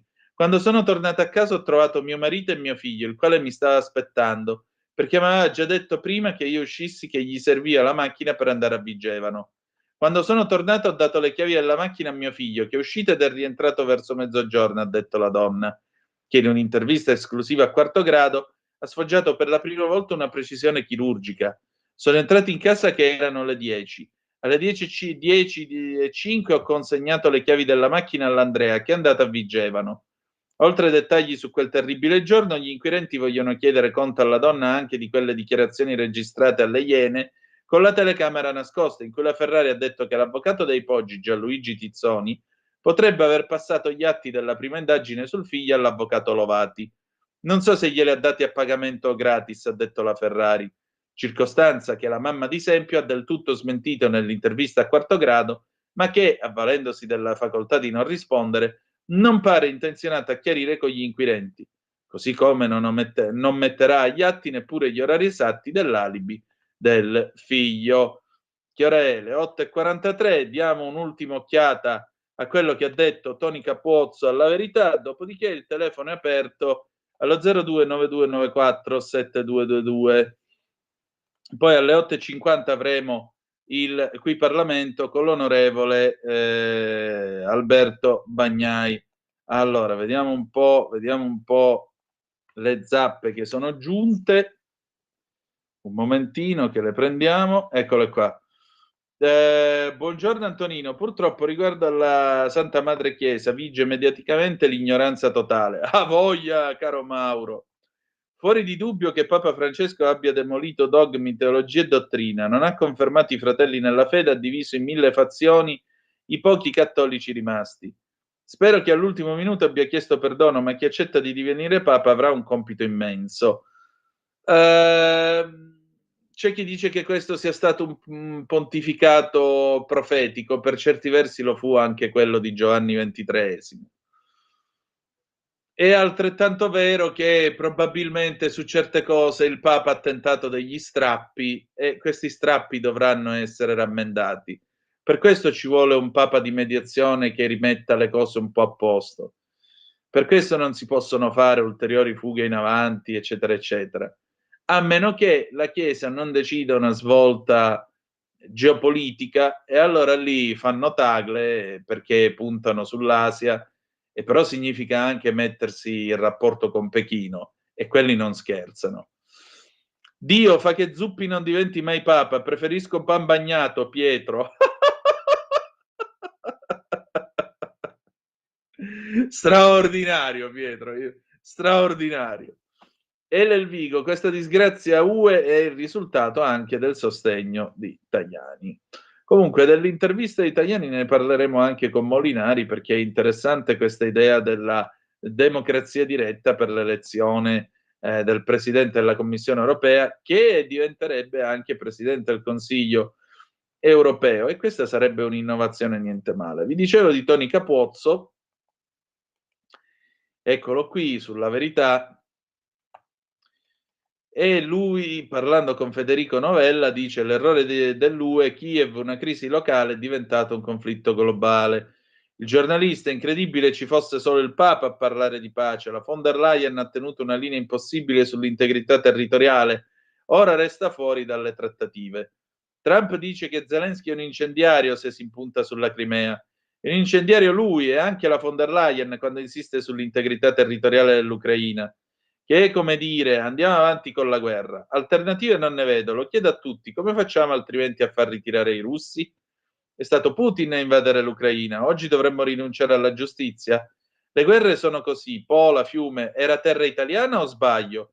Abbiamo fatto una guerra, l'abbiamo persa, sono diventata Jugoslavia per sempre. Ha sempre funzionato in questo modo, se la guerra ti va male paghi un prezzo. Non puoi perdere al casino e uscire comunque col portafoglio gonfio. Che succede se la guerra in Ucraina prosegue? Succede che tra 6 mesi l'Ucraina avrà perso ancora più territorio e di fronte avremo solo la meravigliosa prospettiva di imbarcarci in una guerra mondiale. Vedi questa possibilità? Certo, possiamo fare la guerra mondiale per l'Ucraina e ci sono 1000 ragioni per farla. Potevamo fare la guerra mondiale anche per tanti altri luoghi al mondo, teatri di ingiustizia, Ruanda, Somalia, Libia, Iraq. Le occasioni non mancano. E allora? Se noi pensiamo che il destino dell'umanità si gioca in un posto che si chiama Donbass e che non conoscevamo fino a 5 anni fa, abbiamo facoltà di fare la guerra totale. Ma prima chiediamoci se ne vale la pena. Però è sorprendente che a decidere su questa enormità sia Kaja Kallas, che rappresenta la politica europea quando è stata eletta da un collegio di neanche 1 milione di elettori. Von der Leyen insiste sul riarmo, i prestiti fino a 150 miliardi di euro destinati a rafforzare l'industria della difesa europea verranno approvati da Commissione e Consiglio scavalcando l'Eurocamera. Circostanze eccezionali, dicono a Bruxelles. Questa caparbietà si spiega col fatto che non riescono a fare marcia indietro. Per 3 anni ci hanno detto vittoria o niente. Non hanno mai avuto un piano B. Sono umiliati e schiaffeggiati dalle trattative di pace avvenute fuori dall'Europa, in Arabia Saudita, un posto dove commissionano l'uccisione dei giornalisti. D'altronde l'Europa è considerata un luogo di guerra e dunque è rimasta fuori dal tavolo. 0292947222 se volete dire la vostra, il telefono è aperto da questo momento. Andiamo a dare un'altra occhiatina alle agenzie in modo tale che così diamo una rinfrescatina alle notizie, diciamo così, più recenti. Ecco qua, stiamo aprendo l'ANSA ancora, Putin che dice cioè Trump che dice Putin smetta di sparare tratti, Zelensky è più calmo, vuole un accordo. Diciamo che la prima pagina dell'ANSA non si è mossa molto. Ecco, volevo sottolineare il premio Idiota del giorno. Nazista, nuovi attacchi social a Liliana Segre. Liliana Segre continua a essere oggetto degli attacchi sui social, scrive Lanza. Questa volta ad accendere la miccia sulla sua la sua partecipazione lo scorso 25 aprile alla commemorazione della festa della liberazione a Pesaro, città dove trascorre le vacanze e dove conobbe il marito Alfredo Bellipaci, e la proiezione di ieri sera su Rai 3 del documentario di Ruggero Gabbai Liliana. Sulla pagina social dell'europarlamentare PD Matteo Ricci, che ha postato una foto a Pesaro con la senatrice a vita, sono arrivati una ridda di commenti, alcuni positivi, ma altri di puro insulto, come il lavoro rende liberi, ma questa è rimasta schiava di Netanyahu. Invece di invitare lei, potevate invitare chi racconta le sue disavventure senza rubarci lo stipendio della senatrice a vita. E altri insulti sono arrivati sulla pagina del sindaco Andrea Biancani e su quella del comune. Frasi come la più nazista di tutte, vecchia, il popolo italiano non ti vuole, stanno facendo la raccolta differenziata. Sono parole gravi che andrebbero perseguite dalla giustizia, ha sbottato il sindaco. Pesaro è con lei, ebbene, benissimo abbiamo fatto a dare la cittadinanza onoraria. Numerose le prese di posizione a sostegno della senatrice a vita. Nel ribadire con assoluta fermezza la mia totale condanna per qualunque atto di antisemitismo, esprimo solidarietà mia personale e del Senato della Repubblica alla senatrice Liliana Segre, vittima di vergognosi insulti sulla pagina social del comune di Pesaro, ha scritto il presidente del Senato Ignazio La Russa. Solidarietà anche dal presidente della Camera Lorenzo Fontana e da parte del PD. Strano, questi qua di sinistra più sono pacifici, più sono aggressivi, più sono fascisti rossi, perché dare della nazista a Liliana Segre è essere fascisti rossi. Va bene, adesso le 8:50, qui Parlamento con Alberto Bagnai, poi avremo la pubblicità e poi torneremo con Riccardo Molinari, capogruppo della Lega alla Camera. Tra poco. Qui Parlamento.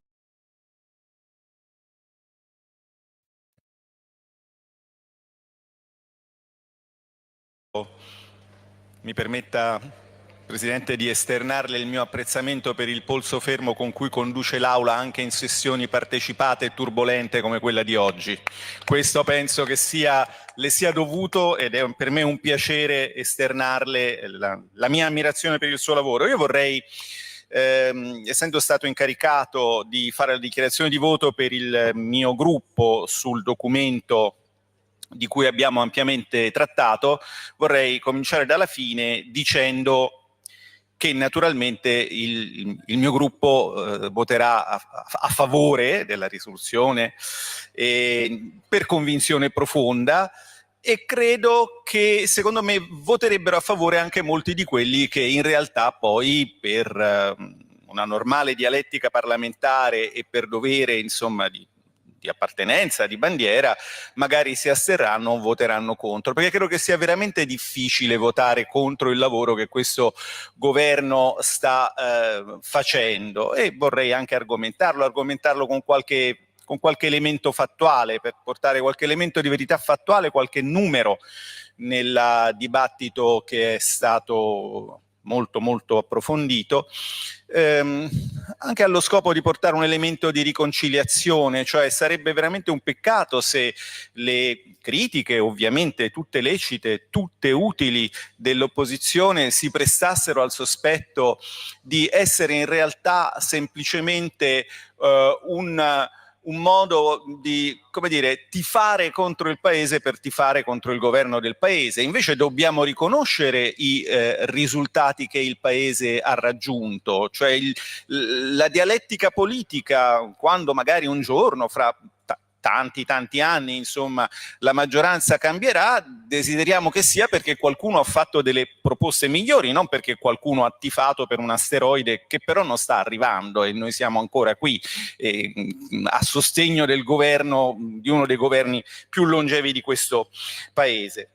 Allora, il sospetto può emergere perché alcune delle critiche che ho sentito, sinceramente, mi hanno sorpreso. Per esempio, non c'è programmazione in questo documento. E vabbè, d'accordo, però forse ci dobbiamo ricordare che l'anno scorso le regole sono cambiate. C'è un regolamento, che è il regolamento 1263 del 2024 dell'Unione Europea, che, apro e chiudo una parentesi anche per rassicurare i colleghi illustri che mi hanno preceduto, io continuo a considerare un progetto con amplissimi margini di migliorabilità e di irrazionalità, ma chi invece lo considera, come dire, l'alfa e l'omega della politica, il nostro destino, la panacea, dovrebbe almeno leggersi che cosa decide nei suoi atti. Nei suoi atti, all'articolo 21 di questo regolamento, c'è scritto che la liturgia a cui noi oggi partecipiamo è quella dell'approvazione dell'Annual Progress Report, che fra l'altro all'articolo 21 del regolamento, comma 4, è anche detto che i governi nazionali possono decidere di discutere in Parlamento. L'Unione Europea non ci obbliga a farlo, noi siamo molto amici della democrazia, molto di più, e quindi sollecitiamo questo ampio confronto, ma il confronto va capito su che cos'è, perché scusate, giusto per ricapitolare come funziona, molto in soldoni, adesso l'esercizio di programmazione, sulla cui utilità si possono avere tutti i dubbi del mondo, si articola su un programma di 7 anni dove la variabile chiave è la spesa pubblica. Non è che dobbiamo ogni anno rifarlo, ogni anno dobbiamo verificare che stiamo andando in quella direzione, e lì stiamo andando, perché non capisco questa cosa, non ci sono i programmi, qual è la vostra proposta? A me sembra sufficientemente chiara. Come pure mi ha stupito questo fatto che si è rimproverato addirittura al governo di aver considerato in questo, che è un documento di verifica, e che quindi deve tener conto delle circostanze in cui l'attuazione del piano settennale sta andando avanti, perché vedete, cari colleghi, io in qualche modo capisco, forse non condivido la vostra nostalgia del piano quinquennale, l'Europa fa di tutto per venirvi incontro, il piano però adesso è settennale e noi facciamo ogni anno una verifica. La verifica deve necessariamente tenere conto del quadro macroeconomico così come si sta evolvendo. Vi do dei numeri. Rispetto all'aprile dell'anno scorso, quest'anno il Fondo Monetario Internazionale a livello mondiale, invece di una crescita di 3,23, prevede una crescita di 2,79, siano meno 0,45, mezzo punto di crescita mondiale in meno. In questo contesto, per l'Italia, il Fondo Monetario Internazionale, che nel 2024 per il 2025 prevedeva uno 0,71% di crescita in linea con le previsioni del governo all'epoca, adesso prevede uno 0,44, quindi abbiamo perso meno 0,27.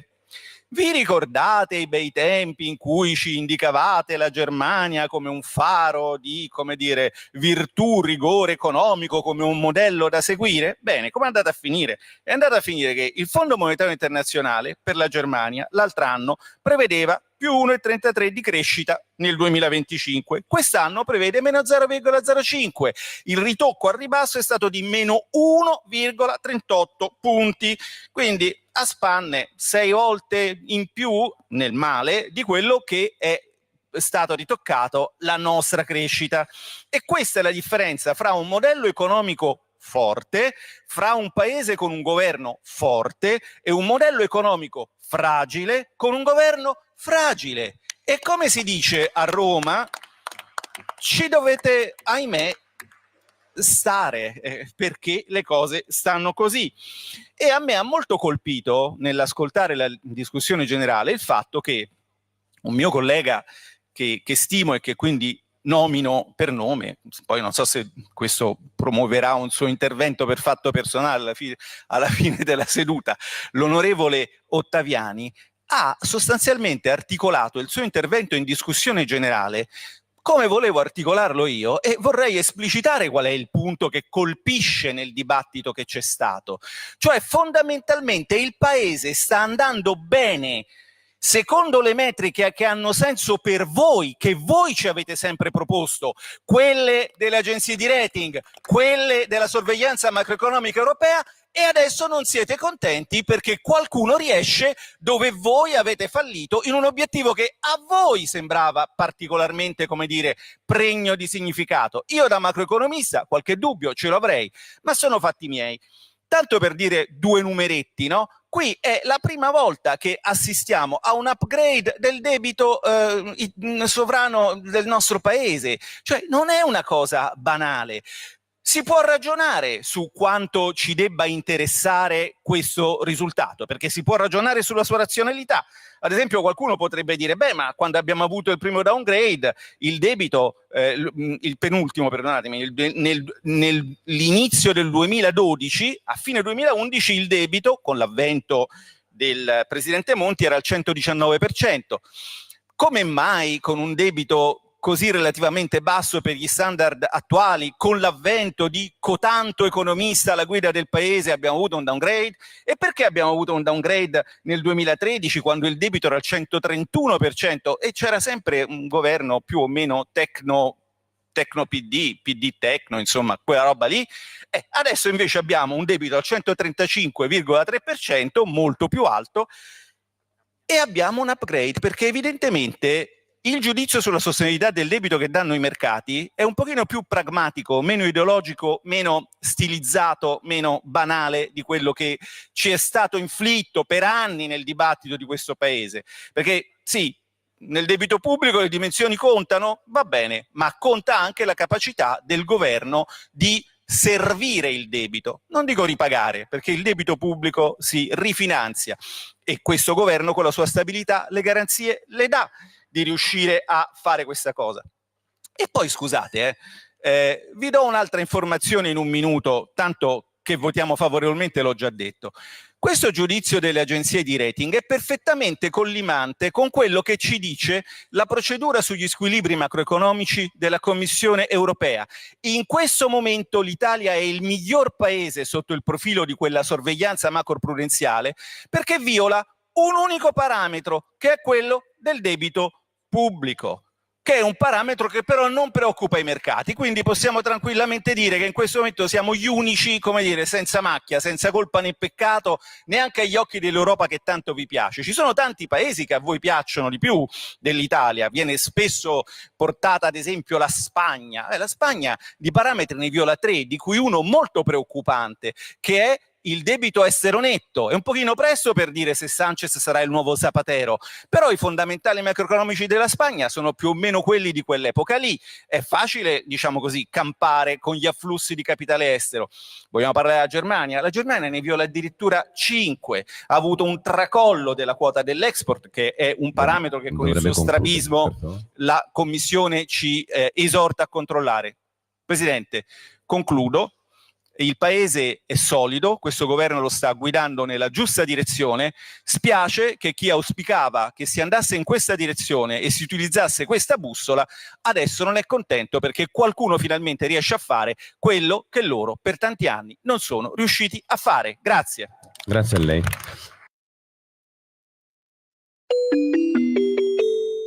Qui Parlamento. Stai ascoltando Radio Libertà. la tua voce libera, senza filtri né censura. La tua radio. Ladri in casa o in azienda? Prima è meglio che dopo. Oggi la soluzione si chiama Dialogos e passo subito la parola e do il benvenuto alla ditta Sicurbet, tecnologie per la sicurezza. Un saluto a te e a tutti gli ascoltatori. Vi prego di prendere carta e penna, perché vi do subito il numero di telefono che potete chiamare per proteggere voi e la vostra casa 24 ore su 24. Questo è il numero di telefono che potete chiamare per il sopralluogo gratuito 389 11 89 705, ripeto 389 11 89 705. Vi ricordo che io rappresento Sicurbet, tecnologie per la sicurezza. Siamo produttori dell'antifurto Dialogos, progettato e costruito interamente in Italia, antifurto che può gratuitamente essere collegato alle forze dell'ordine di zona, ovviamente previa vostra richiesta. E quindi cosa succede? Una volta installato l'allarme, che si installa senza fili, quindi non ci sono muri da rompere, lo potete tenere inserito giorno e notte a finestre aperte o chiuse senza nessun problema. Se avete degli animali in casa potete tenerli liberamente. Se l'allarme scatta vi avvisa immediatamente e avvisa chiaramente le forze dell'ordine qualora vi siate collegati. Ripeto il numero di telefono 389 11 89705. Vi ricordo che l'antifurto è anche coperto da una garanzia integrale totale per 2 anni con sostituzione gratuita del prodotto nel caso si dovesse guastare. Una garanzia del genere so che non la offre nessuno, ecco, per cui voi valutate, abbiamo varie soluzioni, chiaramente anche videocontrollo, quindi telecamere, sensori da giardino, telecamere intelligenti e via dicendo.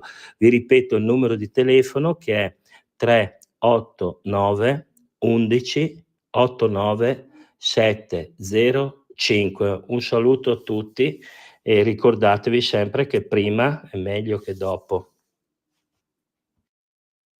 Ladri in casa? Installa Dialogos 389 11 89 705. Dialogos è l'antifurto senza fili che ti permette di stare in casa con l'allarme inserito, anche ai tuoi amici animali. Chiama il numero 389 11 89 705. Antifurto Dialogos e sei protetto 24 ore su 24. 389 11 89 705. Sicurbet. Prima è meglio che dopo.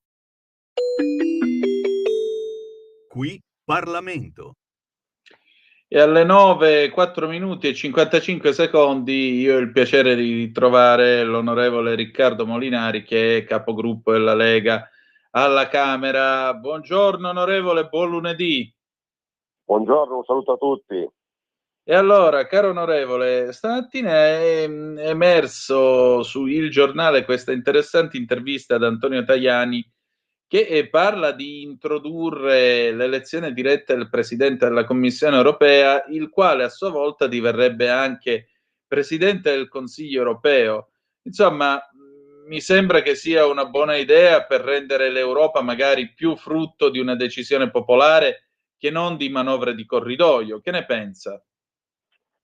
Ma non l'ho ancora letto, sicuramente una maggiore democratizzazione delle istituzioni europee è necessaria. Il problema è che penso che nella testa di Tajani ci sia quello di eleggere il Presidente della Commissione, che diventerebbe anche Presidente del Consiglio, come ha detto lei, e questo significa che di fatto se ci fosse un'elezione diretta del Presidente del Consiglio si toglierebbe l'attuale potere di interdizione che i singoli paesi hanno. Io penso che nella testa di Tajani di Forza Italia non ci sia tanto la democratizzazione dell'Europa, ma ci sia quella di dare all'Europa ancora più poteri, cosa su cui ovviamente noi non siamo d'accordo, nel senso che siamo d'accordo sull'idea di un sistema più democratico di decisioni, sul fatto che il popolo possa in qualche modo sentirsi davvero coinvolto e scegliere il governo europeo, ma certamente siamo contrari a ogni ipotesi, come ad esempio quelle che circolano di togliere il potere di veto, quindi che tolgono l'unanimità del Consiglio europeo, perché pensiamo che ogni singolo Stato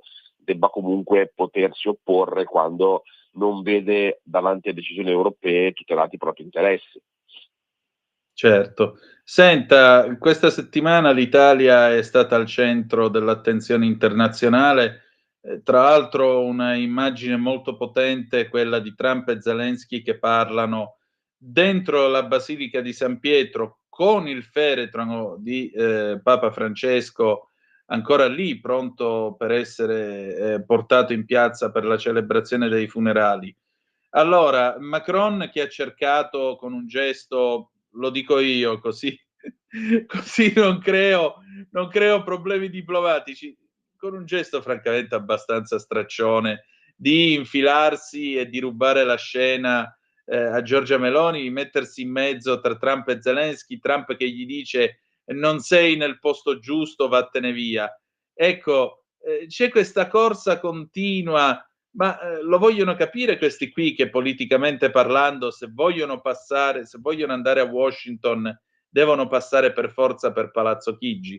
Perché c'è sempre questa idea che tanto l'Italia dove la metti sta e chi se ne frega? Ma allora, quello che è successo è sicuramente una roba che ci può dare qualche speranza, adesso che il fatto che Trump e Zelensky siano parlati sicuramente è un segnale importante. Macron sì, ha provato a infilarsi nella discussione, ma abbiamo visto che Trump ha preferito parlare da solo con Zelensky, anche perché del resto Trump e Macron, come con Starmer, anche il resto dei leader europei, hanno avuto delle posizioni molto diverse, nel senso che Trump da subito ha lavorato per portare, diciamo, Zelensky a miti consigli, mentre l'impressione che si è avuta è che Macron, come la von der Leyen, abbiano cercato in qualche modo di pompare Zelensky per continuare in un conflitto senza se e senza ma, mettendo da parte le ipotesi diplomatiche. Quindi credo che Trump abbia fatto bene a parlarci da solo.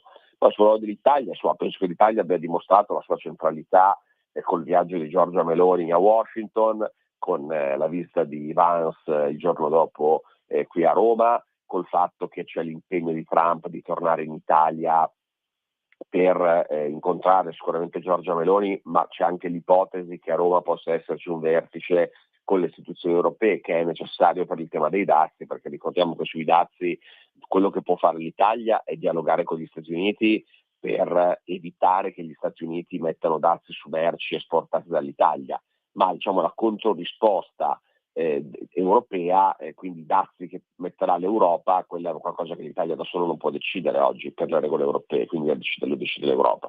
Per questo è necessario che ci sia un incontro tra Trump e la von der Leyen. Quindi l'Italia penso che abbia dimostrato di avere un ruolo diplomatico importante, vedremo se questo darà frutti, e quello che è successo sabato è legato alla situazione straordinaria, nel senso che quello è, diciamo, il Vaticano, quello è un altro Stato, quello è un luogo dove i leader del mondo sono venuti per rendere omaggio al Papa, ma diciamo che non farei delle critiche su Giorgia Meloni per il fatto di essere seduta in cerchio insieme a quei leader europei lì, non era diciamo casa sua e non era il suo ruolo. Certo. Senta, questa settimana quali sono i temi, diciamo così, più importanti di cui si deve occupare alla Camera? Guarda, questa è una settimana abbastanza calma perché c'è, a proposito di italiani di cui parlavamo prima, c'è a Valencia il congresso del Partito Popolare Europeo e quindi i partiti che fanno parte del Partito Popolare Europeo hanno chiesto 2 giorni di sospensione delle sedute e quindi diciamo che è una settimana abbastanza scarica in cui ci sarà soltanto oggi la discussione generale su un provvedimento sulle bollette e fondamentalmente basta, perché non ci saranno altri temi all'ordine del giorno. In aula lavoreranno eventualmente le commissioni per preparare tutta una serie di decreti invece che arriveranno la prossima settimana, e poi c'è in discussione anche la discussione generale su una mozione della crisi del settore della moda e le interpellanze urgenti venerdì. Però insomma, come vi dicevo, è una settimana abbastanza scarica per questo motivo. Certo. Senta, per concludere, la cronaca ci racconta ultimamente, temo troppo spesso, ci racconta di ragazzi molto facili a sparare, molto inclini a usare i coltelli. Cosa possiamo fare per garantire più sicurezza? Beh, su questo abbiamo approvato un decreto che adesso è legge, insomma, il cosiddetto decreto Caivano, che ha inasprito le pene proprio per certi comportamenti che prima non erano sanzionati. Il fenomeno delle baby gang o il fatto che un minore giri armato e possa utilizzare anche armi da fuoco erano tutte fattispecie che una volta non portavano ad esempio alla possibilità dell'arresto immediato. Se un minore aveva un'arma da fuoco non poteva essere arrestato sul posto, mentre invece con le leggi che abbiamo cambiato ora questo può accadere, come abbiamo, ripeto, introdotto tutta un'altra serie di norme per cercare di contrastare il fenomeno. È chiaro che non basta soltanto, diciamo, la parte repressiva, c'è un tema educativo. La verità però è che quello che vediamo con queste baby gang sono fatte per lo più di ragazzi di seconda, terza generazione straniera, è purtroppo un aperitivo di quello che in Francia già vediamo da tempo nelle banlieue o in Belgio, in alcuni quartieri di Stoccolma piuttosto che della Germania. Purtroppo l'integrazione di stranieri di altre culture, di determinate fedi religiose è molto complicata. Bisogna mettere dei limiti all'immigrazione clandestina perché diversamente non si integrano queste culture, ma si rischia che queste culture prendano sopravvento su quelle locali e portino poi dei fenomeni di devianza come quelli delle baby gang. Quindi il problema sta alla radice, cioè a quanta gente noi facciamo entrare di culture diverse e quanta gente non riusciamo a integrare. Se noi creiamo dei quartieri ghetto, se noi non riusciamo a dare risposte sociali a queste persone, e non ci riusciamo perché diciamo a volte abbiamo difficoltà a darle ai residenti, gli italiani, figuriamoci se possiamo dare posti di lavoro, welfare, assistenza sociale a tutti quelli che arrivano da fuori. E se va fuori controllo la quantità di persone che arrivano, purtroppo poi il fenomeno delle baby gang è una conseguenza. Quindi c'è da lavorare sia sulla parte repressiva, ma sia lavorare alla fonte limitando l'immigrazione clandestina, come questo governo sta cercando di fare. Un'ultima domanda, si senta libero di rispondermi oppure no. Toto Conclave, un papa italiano, perché? Io questo onestamente non leggo che in questi giorni sono tutti quanti esperti vaticanisti, basta aprire un social o accendere la televisione e tutti parlano di questo con le figurine come se fosse il calciomercato. Io non ho ovviamente la minima idea di chi sarà il prossimo papa, sarà una valutazione che faranno i cardinali. Per chi crede poi c'è anche l'intervento della Divina Provvidenza dello Spirito Santo che dovrebbe guidarli nella scelta, e quindi penso che ci voglia rispetto, bisogna aspettare le decisioni e io trovo anche tutto questo spettacolo dell'ultima settimana abbastanza disarmante, ecco, e penso che lo sia per i laici che si sentono di vivere in un paese che è laico solo formalmente ma nella sostanza non lo è, perché è una settimana che si parla solo del Papa, del conclave, che è tutto fermo, e sia anche per chi è credente, perché penso che questa spettacolarizzazione del conclave e tutto quello che gira intorno non faccia piacere neanche ai credenti. Quindi onestamente trovo tutti questi discorsi degli ultimi giorni abbastanza deprimenti. Molto bene, allora grazie al suo tempo e ci ritroviamo lunedì prossimo. Un saluto a tutti e buona giornata. Buona giornata. Qui Parlamento. Orbene, bella gente, 0292947222, il telefono è aperto da questo momento. Intervenite pure, le 9, 15 minuti e 30 secondi qui sulle magiche onde di Radio Libertà. Antonino Danna al microfono con voi per questa rassegna stampa. A proposito, l'ADN Cronos, Trump e i primi 100 giorni di mandato, popolarità in calo per il tycoon, dall'immigrazione ai dazi, ecco la reazione degli americani alle sue prime scelte politiche. A quasi 100 giorni all'inizio del suo mandato, che cadono martedì, Donald Trump sta affrontando una crescente opposizione al suo programma e si trova a dover fare i conti con un indice di gradimento in calo. Lo rivela un sondaggio Washington Post, ABC News, Ipsos, da cui emerge come l'indice di gradimento complessivo del presidente americano sia sceso rispetto a 2 mesi fa. Solo il 39% degli americani adulti approva il modo in cui Trump sta gestendo il suo mandato, rispetto al 55% che disapprova, di cui il 44% fortemente. A febbraio questi dati erano positivi al 45%, negativi al 53%. Abbiamo una telefonata, pronto, chi è là? Pronto? Sì, Mario, ciao. Salve, io i sondaggi sa che uso ne faccio, no? Caro... Amen.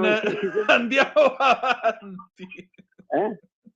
Sì, grazie, Pronto? l'abbiamo comprata la carta igienica, pure noi. Prego.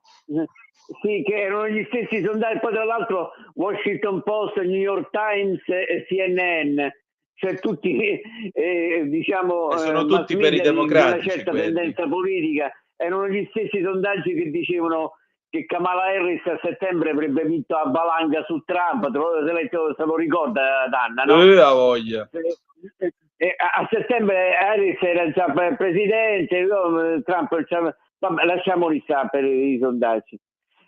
Allora, io volevo fare un complimento. Dicevo, io sono un ipercritico su tutto. Ecco, devo dire che io sono stato a Roma il giorno del funerale, sabato scorso. Era un bel po' di tempo che non ci andavo, che sono andato per questioni personali. E siccome io ho un rapporto, diciamo, di odio-amore, più di odio verso questo paese che di amore, e critico tutto, per una volta devo fare i complimenti, perché io ho dovuto fare un paio di chilometri al centro a piedi perché era tutto quanto bloccato e c'era un'organizzazione perfetta. Sembra, neanche in Germania c'era una sincronia tra forze dell'ordine, diciamo semafori che scattavano all'unisono e ogni 30 secondi, non esagero Danna, c'era un van, una macchina blindata, uomini super armati, scorte e cose varie, tutto quanto coordinate alla perfezione. L'ho visto, una cosa incredibile, va bene? io ho camminato per un paio di chilometri a piedi tra via Nazionale, chi conosce Roma sa quelle cose lì, e abbiamo fatto un figurone davanti a tutto il mondo. Ecco, ci siamo scrollati un po' l'immagine dell'Italietta disorganizzata, l'Italietta anarcoide. Sai che sono d'accordo? Pizza, spaghetti e mandolino. Sì, esatto, bravo. E io sono rimasto orgoglioso adesso da quello che è stato fatto. Io sono tanti motivi di critici verso questo governo, dal Ministero degli Interni, dalle forze dell'ordine. Guardate, 160 delegazioni, 50 capi di Stato, ogni 30 secondi io sono stato a un semaforo, era tutto passava un vano, boom, sirene, uomini armati, è tutto coordinato alla perfezione. Cioè, davanti al mondo finalmente ci siamo risollevati dall'immagine di Italietta pittoresca, folcloristica, pizza, spaghetti e mandolini. Complimenti davvero a tutti, perché ho toccato con mano proprio sul luogo. Ecco, dopo tante critiche ho voluto fare un complimento ogni tanto in sto paese di M, che tante cose non funzionano. Grazie, era solo un'osservazione. Ciao. Ciao Mario, altra telefonata, pronto, chi è là? Buongiorno signor Tonino, Lisetta. Oh, mia carissima Lisetta, buondì. Stamattina di buon mattino. Prima cosa, se si può sapere qualcosa di più di Sammy Varin, che spero sia andata bene, avete già fatto, non si sa nulla. No, per ora Seconda io non ho news in tema, per cui però tutto tranquillo, dai. Ecco, allora, seconda cosa, ho chiamato per quei 3 poveracci di ragazzi siciliani. Sì. Ecco, io sono convinta, signor Tonino, che dovrebbe esserci più giustizia, più umanità, più fraternità, cose dell'altro mondo, dico io, al giorno d'oggi, comunque al mondo. Mentre oggi ognuno bada ai propri interessi, agisce da egoista, calpesta gli altri pur di raggiungere i suoi fini, e chi ne paga le conseguenze sono i più deboli. E così, secondo me, che nasce il male perché non c'è amore del prossimo, ma solo indifferenza e odio e desiderio di ricchezza. Per questo io dico che è necessario diventare diversi tutti quanti, solo così c'è speranza, signor Tonino, che la società cambi e che il male della vita diminuisca a poco. Tutto qua, io lo saluto e buona giornata. È vero, Madre Teresa diceva: se vuoi cambiare il mondo vai a casa e comincia ad amare la tua famiglia. Sì, Lisetta, se uno si guarda attorno dice: ma chi ce lo fa fare? È un mondo dove spesso leggiamo di violenza, di cattiveria, di infamità. Però lo so che può sembrare retorica, probabilmente lo è, perdonatemi, ma è vero che il bene non fa mai notizia, mai. Eppure però il bene c'è. Il bene opera, silenziosamente ma opera. Tante volte il bene è il semplice gesto di qualcuno che aiuta un povero vecchio ad attraversare la strada, anziché il solito discorso: vecchi levatevi dai piedi, vecchi di qua e vecchi di là. E dico vecchi perché lo usano in termini dispregiativi, appunto.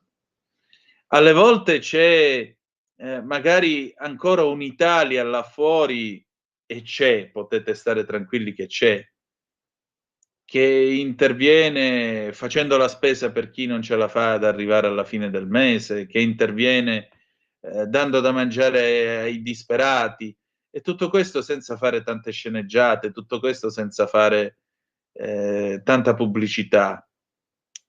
Io, ecco, stamattina c'era una cosa che mi colpiva molto sul Corriere della Sera. Hanno fatto una paginata con tutti questi che quando muore uno importante non è che ricordano il morto, ma ricordano io e il morto. C'è Valeria Marini che parlava del Papa, quell'altro che parlava del Papa, quell'altro è... Albano è stato l'unico più onesto di tutti e ha detto: guardate, io ho preferito non andare perché sennò si facevano i selfie con me. Ecco, cosa c'entra questo? C'entra come? C'entra perché accanto a una umanità che non fa altro che spingere a tutti i costi per far vedere che c'è, che esiste, c'è un'altra umanità che esiste lo stesso, che non ha bisogno di andare tra le quattro mura virtuali a prendersi l'applauso di tutto il pubblico pagante e che fa il bene. E lo fanno. Pensate a quanta gente oggi donerà il sangue, per esempio, e salverà vite umane. Io invidio chi può fare questo. Io, avendo avuto il cancro, non lo posso fare, ma ho sempre invidiato. Mi sono sempre chiesto, mio padre, per esempio, era un donatore di sangue dell'Avis. E io mi sono sempre chiesto, ma chissà quanta gente avrà salvato una sacca di sangue o le sacche di sangue che dava mio padre, e chissà quanta gente che lui non conoscerà mai. O magari ha salvato gente che magari gli stava pure sui cabasisi, chi lo sa. Però è questo il bello del bene, che è muto, è imprevedibile, però c'è. Quanti di voi oggi magari mi stanno ascoltando e stanno stringendo e aprendo il pugno mentre la macchina gli prende la sacca di sangue? O quanti magari stanno andando ad aiutare dei disperati, dei poveri, e lo fanno semplicemente perché sentono che è giusto. Tutto qui. Poi però, accanto, ripeto, a questa umanità silenziosa, tu vedi una umanità che è molto rapida a tirare fuori lame, coltelli, ad ammazzare gente, a fare a dire. E uno dice, ma come può esistere dell'umanità che della vita non ritiene la vita degna di alcun valore? E spara, e ammazza. E io resto veramente esterrefatto, soprattutto la facilità con cui ci si arma e la facilità con cui si sceglie di ammazzare. Clamoroso. Abbiamo un'altra telefonata, pronto chi è là? Non è pronto. Quando sei pronto richiama, anche perché sono le 9, 25 minuti e 43 secondi e tra poco daremo ovviamente la linea al nostro direttore responsabile Giovanni Sallusti per il Liberamente. Vediamo se riusciamo a riprenderlo. Pronto chi è là? Pronto? Sì, ciao Antonino, sono Aldo da Bergamo. Ciao Aldo! Sono un donatore dell'Avis dall'80, ho fatto 120 donazioni finora. Onore a te. Allora, io vorrei far capire alla gente che il vantaggio è duplice, perché tu dai il sangue di qualcuno, ma automaticamente sei controllato anche te stesso, cioè ti fanno tutti gli esami, quindi sei qualcosa, lo scoprono. È un vantaggio per te stesso, esatto. E poi dai sangue agli altri. È quello che voglio far capire, non è solo un donare, che è la cosa più bella, però è anche controllare te stesso, capire se hai problemi. Quindi donate il sangue, che poi non è niente, è 10 minuti, non muore nessuno, c'è un ago, ragazzi, cioè, non dico la prendo Ferri, io ti la mezz'ora attaccato 40 minuti, fai la donazione. Io vado tutte le domeniche perché non mi piace perdere la giornata di lavoro, quindi vado la domenica mattina. Vai là, fai la donazione, fai 4 chiacchiere, ti bevi un caffè, un cappuccio, stai in compagnia e hai fatto il tuo dovere. È una cosa bellissima. Ciao, fallo Antonino, anche per me. Grazie. Visto? Meglio di così. Ultima chiamata. Pronto chi è là? Ciao Antonino, sono Marco da Mantova. Oh, mio caro Marco, cosa mi racconti? Allora, in primo luogo tu poco fa hai raccontato di Zucchero che in un concerto ha dato una bella lezione ad una che stava lì a guardare, no? Del pubblico. Sì. La scorsa estate anche Bob Sinclair, durante uno dei suoi concerti, e questo fu anche raccontato a livello mediatico, se la prese di brutto con chi stava teoricamente ballando alla sua esibizione, perché erano lì che invece di ballare erano tutti col telefono in mano. È vero, ha ragione. Questo è uno. Due, secondo me l'attuale esplosione di violenza che stiamo vivendo ormai da qualche anno è data dal fatto che la gente non ha più voglia di ascoltare, di confrontarsi con chi gli sta di fronte. Sì, è vero. Io mi ricordo che negli anni '80, noi cosa succedeva anche da noi, tra ragazzini, di fare baruffa, quindi di avere dei problemi con altri gruppi, eccetera, o anche tra amici. Però cosa succedeva? Magari ci si prendeva per il collo, però poi alla fine si parlava. Sì. E c'era il coraggio di confrontarsi. Sì. Oggi i ragazzi non hanno più nemmeno il coraggio di confrontarsi, tanto sono legati alle nuove tecnologie e quindi risolvono tutto con il telefono oppure addirittura arrivando alle mani, ai coltelli e alle pistole. È tutto È qua. vero. Ti vero. saluto. Ciao Antonino. Grazie a te. Allora chiudiamo con due zappe. Il nostro Paolo, Tonino, donato sangue e bonaria sino a 70 anni. Enjoy, bravo, hai fatto bene. Mario, buongiorno Antonino. Sulla morte di Papa Francesco sono d'accordo con Molinari, che tutti predicano la laicità, ma poi è una settimana che tutto è fermo per parlare della morte del pontefice e delle elezioni del prossimo, in particolare da parte della sinistra che cerca di sfruttare la situazione per portarla dalla sua parte. Lo Spirito Santo non è iscritto al PD, per fortuna. Va bene, le 9, 29 minuti e 32 secondi, noi chiudiamo questa trasmissione qui. Oggi non ci sarà l'altra metà della radio, ma ci sarà una sua replica alle ore 15 con me e Laura Ravetto, e poi alle 18, se avete voglia, ci sarà Zoom, il drive time in mezzo ai fatti, 18.05 trattabili, il sottoscritto con due graditissime ospiti, Carla De Bernardi che ci racconterà questa Milano e poi naturalmente Laura De Luca, già caporedattore della Radio Vaticana. Grazie a tutti e a più tardi.